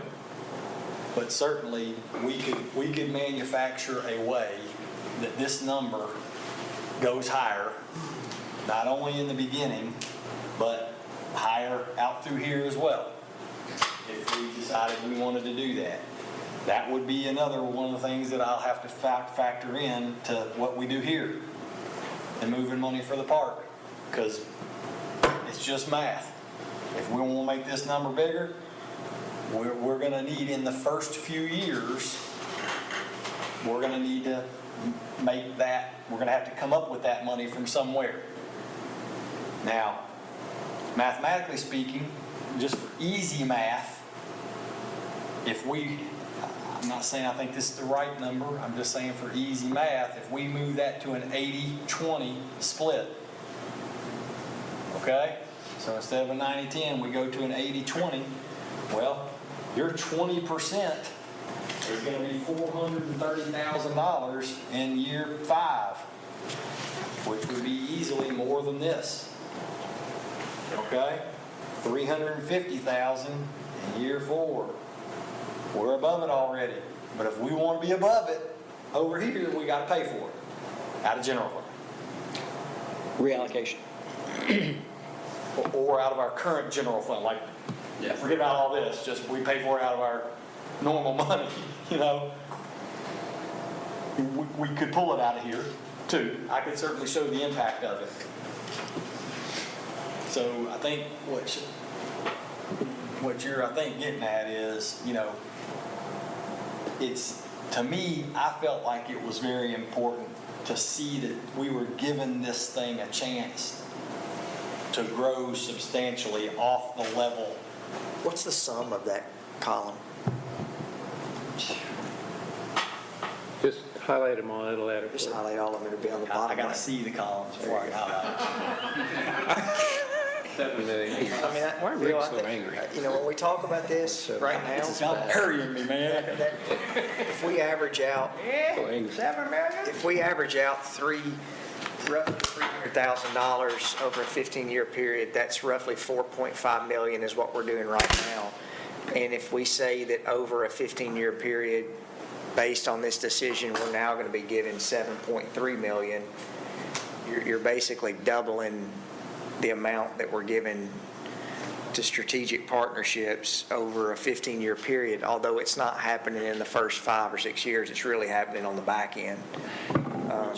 Which the committee gave their feedback on was not very positive. That's just the way, that's the way I it was. think that was what I heard at that meeting, was Yeah. that they wanted to see a larger, they felt the public's perception was that this was a benefit to the whole community, and some of these nonprofits could benefit from that. Personally, I think changing the split is a good idea. I think having more, but that's my position. I really think 90-10 is not enough. I think the public needs to see an opportunity to benefit from the sale, and that, I think, you talk about being able to see the immediate benefit of it. Very little money involved, but it could make a substantial difference. And again, it's leveraging what we talked about with the transportation thing. These organizations are doing the work that we don't have to do, or that would imply larger monies being spent if government had to do them. So I think that's an opportunity for us to put a little money down and leverage it into a higher dollar return for our community. So, like I say, I'd be for a larger split. 80-20 would be fine, but something more than the 90-10. I actually am the opposite. I would rather lower the split and put more money in infrastructure or other things that could go for the greater good of everyone, other than just this community partner, another community partner. Move money around where more people get the benefit of it. That was not me in that bathroom. So it's going to be fun. I agree with Bill. I don't think it would feel good, especially hearing the committee's feedback. And Sean, it might not make a difference to you, but the committee was pretty united in how they felt. Yeah. Were you there? I listened. I heard Okay. it. Yeah, sorry. But it wouldn't feel great to me if I were on the charitable committee to say the city's given us the responsibility to reassign their 288 in outside agencies. I mean, that wouldn't feel great to me. The other point I would make is, again, one-time money.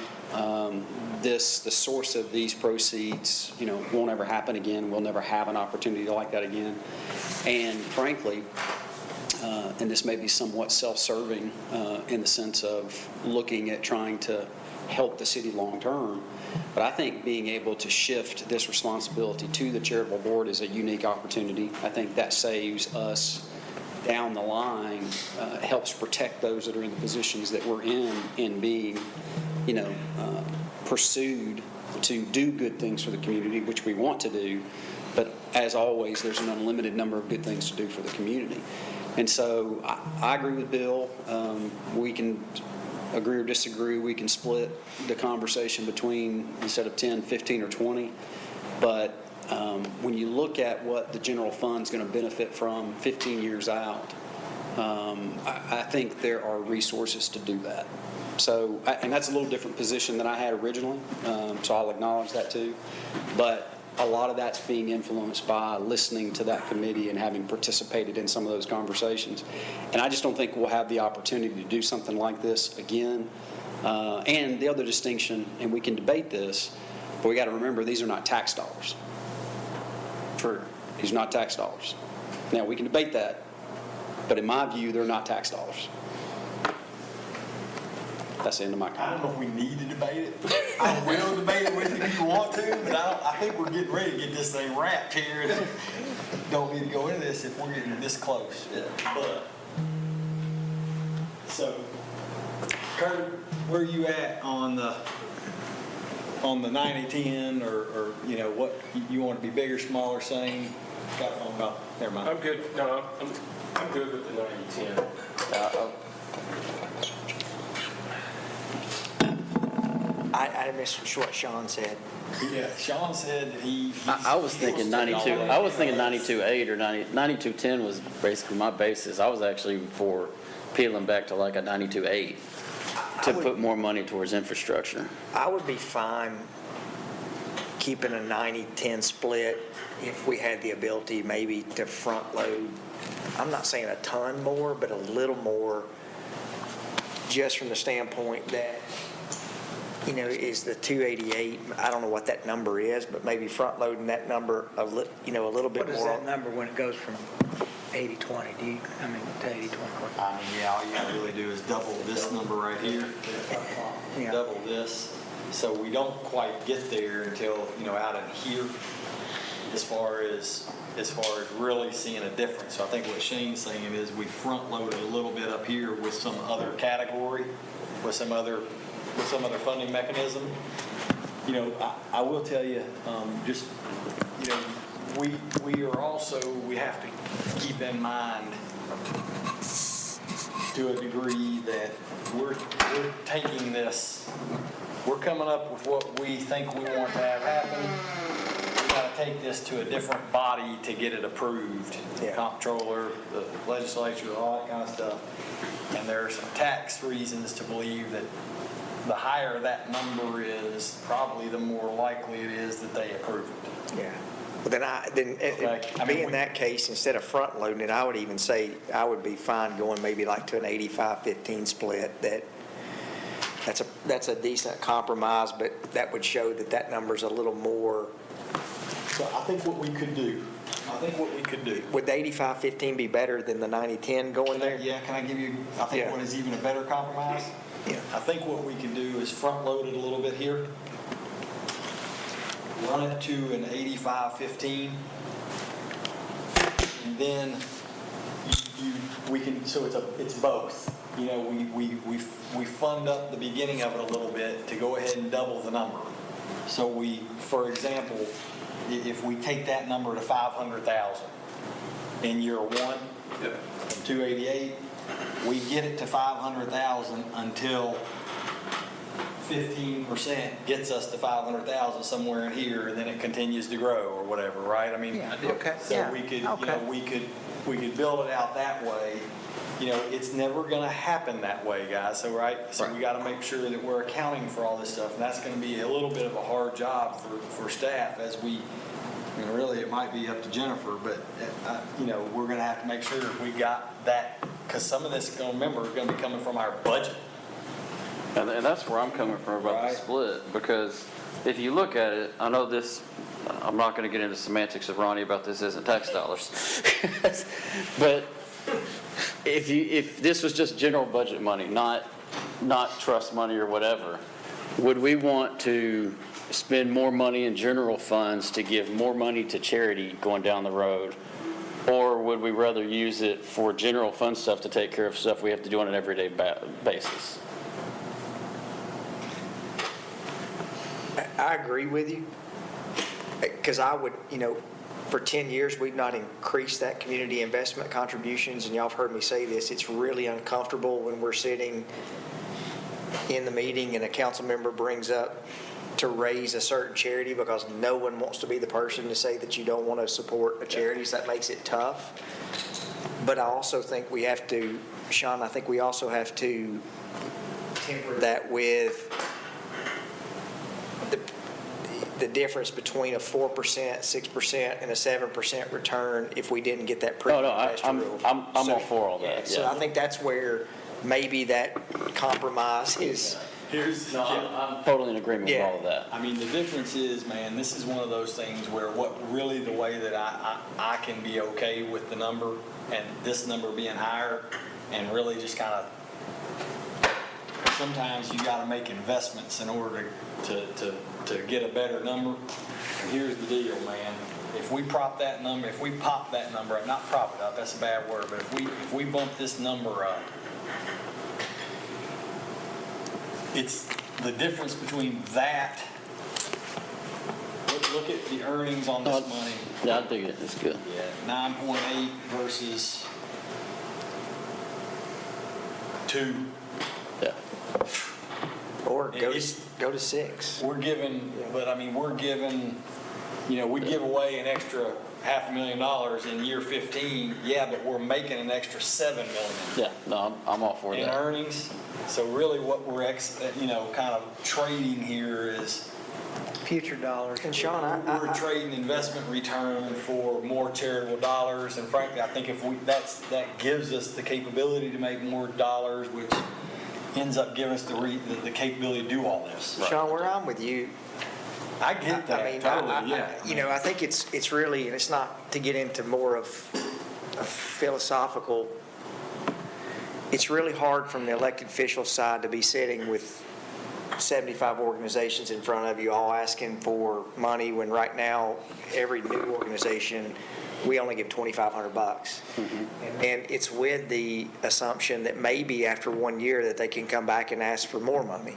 But then when you give that one person, that one group more money, then you got the other groups over here saying, well, why do I not get some? So my thing that I would be willing to take a hit on the front end is for us as council members not to have those conversations anymore and let some other group deal with that You've where. given them something to work with. Oh, and- I mean, you've given them something other than, well, the same as we've always done. You've given them something to explore those avenues of protocols to the efficacies of the agencies. You've given them something, some more dollars to work with, and it's pittance, really small dollars. If we go to 500,000, still, that's relatively small dollars, but It's almost 100% increase, which is meaningful. Yes. I mean, that's significant. yes, you could make a difference. But then, you know, that I mean, extra way money. more than that later, too. Yeah, that's what I'm yeah. saying. Down the road. Oh, yes. Years from now. Oh, it's huge. I mean, it's. But they'll have 15 year, or whatever years of experience on handling, you know, justifying these, working with Angela and all the kind of things that we're talking about. I think the issue is to give them something other than just the same as we've always done. These No, are the I'm agencies. in agreement with all that. That's why I think that having the Get separate that board. away from us Yeah, is- get away yeah. from us and all that. I think that's all wonderful. Benefit from I was just talking about this, just the dollar amounts, but to get the major benefit of the investment, then you got to do what you got to do. I think it's also consistent with the discipline we're trying to put on ourselves related to foregoing the opportunity to spend the money today and letting others benefit down the road. You're putting the same burden of responsibility on that charitable board to say, here's what you're going to have long-term, so understand pro forma standpoint, this is the opportunity you're going to have to do good. All right. Let's do it. All right, so- Plug that in. Now, are we at 85-15 or 80-20? Smoothing it, aren't you? Well, I you think, gonna smooth that out? I was taking it to basically what I wrote on my notes was take it to 500,000 and smooth it That will, to 85-15, basically. And honestly, guys, maybe y'all just give me a little bit of leeway on this. Let me get in there. Once I've plugged in all these other numbers, I've got the general idea of, I think what we're trying to do here is to get that number to more like a 500,000. And if it turns out to be an 86-14 or an 84-16 or Yeah. something, you know, whatever, I don't want to wait till year 14 to grow off the 500. right. But we don't necessarily have to grow off the 500 in year 2. Yeah, that's right. Right, so I'll try to fit that number up in here where it sort of looks like, you know, it looks like what we've got, if y'all are cool with that, where we're, you know, maybe we're starting to see some growth in here off that 500, and, you know, if there's something weird that pops out to me because of the things that we have, or the other changes that we're making, I'll deal with it. I mean, but we're gonna get that number increased. Adam, what do you need from us as far, do we need to vote on this structure contingent of it coming back, or what do we need to do? I don't think you need to vote. I think you've given us enough guidance from the conversation and consensus that have seen that we can draft the legal documents, and, you know, I think we'll present them to you, walk you through them before you have to vote on them, to make sure that they are, you know, consistent with what the conversation has been today. If we need to go back and do some revisions, we do the revisions, and then we can present them to you to vote. Do you feel pretty confident that knowing what we're wanting to do in relation to a charter amendment, that we can have this done before the legislature will go back into session, that we can have them carry a private act for us to change our charter? Yes. Okay. Yeah, I think, I mean, this would be, we can have the charter amendment written and approved by council well before council, or the legislature goes back into session. Okay. Yeah, absolutely. I'll try to. Not before the special session, but before the regular. Yeah. I try to go ahead and knock out the changes in here, try to get that all built, and somehow get you guys copies or present it, let them send it to you, or I'll present it to you at council. I don't think it'll create anything that's gonna be a big game changer or whatever from a format standpoint, okay? Obviously, some of the numbers will be a little bit different, but I'll try to get that to you. And if something pops up, well, then I'll just bring, I'll other business it and make sure, go, hey, guys, wait a minute, red alert, whatever. The decision points we need to think about now that we'll have an exhibit for us to look at, but we need to think about on the MED charitable side, we need to think about any other outcomes that you need to let staff know regarding parameters that you would like to see based on how that is distributed, if there's any. If there's not, it could be just saying, hey, I think it would be good to come up with some kind of mission statement under that MED charitable organization about what we set that up for and what the anticipation was. Like, is it a Murfreesboro organization? And, yeah, so, maybe that's something Angela gets back to us that. Have her build something out like that. I mean, Yeah. I'm just thinking, like, I don't think it would be fair for us to say any one organization would be dominating the overall funds of that group, that there's a limit on how much. You don't want one group to come in and take 50% of the revenue that's coming in because, so we need to think about those, how that needs to be set up. The 7 members, it'd be good to be thinking about, someone that you may would want to appoint to that board. And then on the other side, we need to be thinking about the 5 members on the trust side, on 5 members for that. So everybody be thinking about that. I think in terms of like priority of documents for council to consider, the first one is going to be the charter amendment. To the extent that we can have a draft of the trust document ready to present at the same time, that would be good, but we don't have to have the trust document finalized when we present the charter amendment to the General Assembly, because they're not going to, General Assembly's not approving Right. the trust document. Again, and with respect to the charitable contribution board or committee, that could be something that is established in the charter, but its function might be set forth in an ordinance and not in the charter amendment. You speak in very general terms with respect to the role of that committee or board, but kind of the specifics, you might not want to get down really into the weeds in terms of how they operate. That may be something you want to provide some more flexibility and just put it in an ordinance, because it may be something that you get into year 3 and you're like, oh, well, we need to tweak this a little bit so it runs a little bit more smoothly, and you don't want to have to go back to the General Assembly and change it. All right, any other questions? All good dialogue today. Rick, thank you for your hard work on this. The 5 members of the big board, trust board, is how we, I think we talked about that those 5 members would need to have some kind of financial or legal background. just make a recommendation to you or Craig or somebody, or how we? Well, I think what we talked about was do that sort of the same way that we selected the 5 members who were on the committee, where we'll, everybody bring and you'll vote until we've got 5 that are on there. And then I'm voting on that.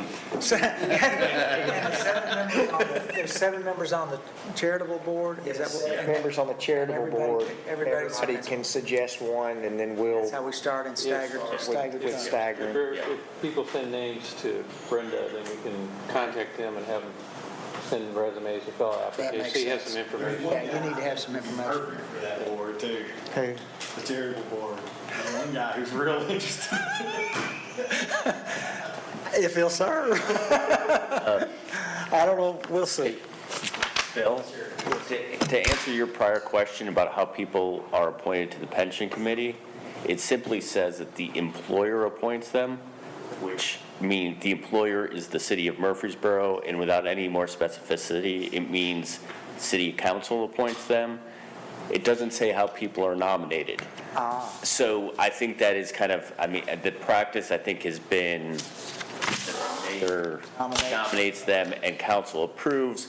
But if you wanted to do it another way, I don't see anything based on the quick research that I've done that you couldn't do, everyone submitted name, or as opposed to just leaving it to the mayor to nominate people. You have some flexibility. And I'm fine, whatever. I think typically I what we. think getting started is the one the main thing, process, yeah. and then going forward, Yeah, Mayor, most of the time with a lot of our board and commission members, if you've got a good serving person that's on that board, you want to keep them on Keep them there on. as long as they show up. Now, we're dealing with this on the airport commission now that you've got, in some of our other boards, that at some point you've got to be thinking about, planning for the future, and we can't have all of our board members have served on the board for 25 years, and then all of a sudden they all start retiring and we don't have anyone left to fill. So, that may be something we think about as we're appointing members, and we look at that we probably don't want to appoint all people who are, only going to serve for 4 or 5 years. We may need to look at, some younger people too. I'll back this up in a second, y'all, sorry. Everybody's closing their books and everything, but we got to make sure we clarify for them. You remember when we were talking earlier about getting rid of the scholarship money and plugging that in over on the other column? So, we got to figure out, do we want to have that scholarship language in the trust document. in the charitable board Document. parameters? Do we want to say that that's that there should be part of that goes to scholarship, and if so, how much? If we kept the same amount, by the end of year 4, we'd be at $40,000 a year of scholarships. Okay? Why can't we just do something that says by year X? So, for instance, if we say by year 10, when there's really some money that's coming into the account, that we said by year 10, there needs to be a scholarship fund set up. We could say that. I just want to make sure we've all thought through this, because they're going to have to be drafting that document. If it comes back with nothing in there about scholarships, I don't want it to get blown up. I'm just trying to say, I don't. To me, that's something we do when the account's generating enough income to exceed what we're currently doing, plus the increase that we're doing. I'd hate to see that increase eaten up by scholarships day one. If we do that right now, there's not enough money in there to be able to. Well, but we're gonna fund it up. So, if we get it to 500,000, the charity piece would go to 460. Frankly, that's not true, because the reason that the MTSU thing worked the way it did over a 4-year period is because it's a 4-year cycle that you're given 4-year scholarships. Right? So you'd have 10,000 off the 500 would go to scholarships the first year. 20,000 would go off the 500,000 the second year, 30, and then 40 from there on out. If we said we want to leave the scholarship number to be similar to what it is now. You see, so we would just have to tell them to make sure they put language in that charitable board. Okay, year 1, we want $10,000 to go to an MTSU scholarship. Year 2, we want 20,000. Year 3, we want 30. Year 4 and beyond, we want 40, maybe plus some CPI, whatever, inflation. Does everyone want a scholarship out of that fund? I think we already said we did. I'm not fighting for it. I just don't want to argue it again. And I hate to eliminate it completely, since I'm the one that pulled it out of the column, so I would say yes. Okay. Well, Rick, why don't you come up with a 5-year number that y'all work with, and just say, here's a 5-year number that out of the, for example, if we say $500,000 is going into that first year, then you say 20,000 of that $500,000 is going to this scholarship, and then that way that just gives that to them, and then it goes from there. I think because remember, none of this is going to happen like this. Right. So it's going to happen like what we write in the document. So what I think we do is say in year 1, in year 1 of the charitable board, 10,000 would go, 10,000 of the total $500,000 funded would be X, would go to an MTSU scholarship broken down into five $2,000 scholarships. Too much math. So I don't care if it's that way. I just sense that we would need to give him clarification so that when the document comes back, we've dealt with it. Well, now, the conversation went out beyond the MTSU. We were talking about technical schools and other things like that too. So, Yeah. I mean, you gotta have that language in there too. Accredited, whatever. So I don't care if it's 40, I don't care, it just kind of, you can see, it kind of came out to a nice round number. We get it to $1 million, it kicks out, X number. It was sort of clean, but it doesn't need to be that way. It can be whatever number we put it, so whatever y'all want to do, man. I mean, if it's 3, 2, 1 scholarship per year. I don't care. I don't care. I don't really want this board to be having to shackled with scholarship applications. I'm a little concerned about that, but to make a contribution to MTSU or for a scholarship, I think that's probably a good idea. But I'm really concerned in the long run. May not seem like a big deal, but I've looked at applications for scholarships before, and I'm telling you, it can be a pain. Okay, but I'm 6 more half dozen. I hate to say it, but I'm good with scratching it. If it's more trouble than it's worth, look, that's why I ended up over here on this, because I just thought we could just turn it over and it'd be a legacy deal, and but if we. what Bill's saying is still allocating the money to MTSU, just us not reviewing the scholarships. But then you're, Philosophically, I got a problem with that, because the whole idea with this was it's not going to MTSU really, it's going to a bunch of kids Okay. from Murfreesboro. We're not giving money to MTSU when we put it in their foundation. You could, Will the foundation do something like review applications we could give it to them as funds with this parameter to it and have them make the selections. Don't they do that on? Sure they do, on because, some? our high school class gives a scholarship in honor of our class. And So then- you could do the same thing in honor of Murfreesboro Electric Department, And then the and they foundation makes the administer the selections. Looks scholarship. at the applications, makes the selections. you could we were discussing this at the beginning of lunch break. You could set it up where X amount of money is allocated by the charitable board to scholarships, and that money is given to, with certain parameters that they set, to the institution, whether that's MTSU, whether it's something else, and give it in that parameters. The same way that someone can make a donation, like I could make a donation to MTSU right now and say, I want this money earmarked for this purpose. Let's do that. And you could do that. Let's do that. And it can be general and- 5,000, leave it at 25 after that. Bingo. I like that. 21. Blackjack. Love it. All right, well, I don't think we need to have necessarily another work session on this, but once we get, our final spreadsheet, and then we can start working through those documents, we'll be ready. We do have a beer permit for 2955 South Boulevard, Suite 8. Jennifer, is everything in order on this one? This one has everything in order. It's a new restaurant at 2955 South Rutherford Boulevard. They've passed all B&C, or all building and code inspections, so staff is ready to issue the permit upon approval. I'll move for that approval. Motion is second. Ms. Brown, please call the roll. Mr. LaLance? Aye. Mr. Martin? Aye. Mr. Shacklet? Aye. Mr. Wade? Mr. Wright? Mayor McFarland? Any other business? Well, we can't ask for any other business because we have to make sure that it's in writing. So, When is going to be our workshop on parks? That Rick didn't want to come to. he said, Say what? when's the workshop on parks going to be? Just kidding. Just All right. kidding. It's been a long day. Hear that, we're going to stand adjourned.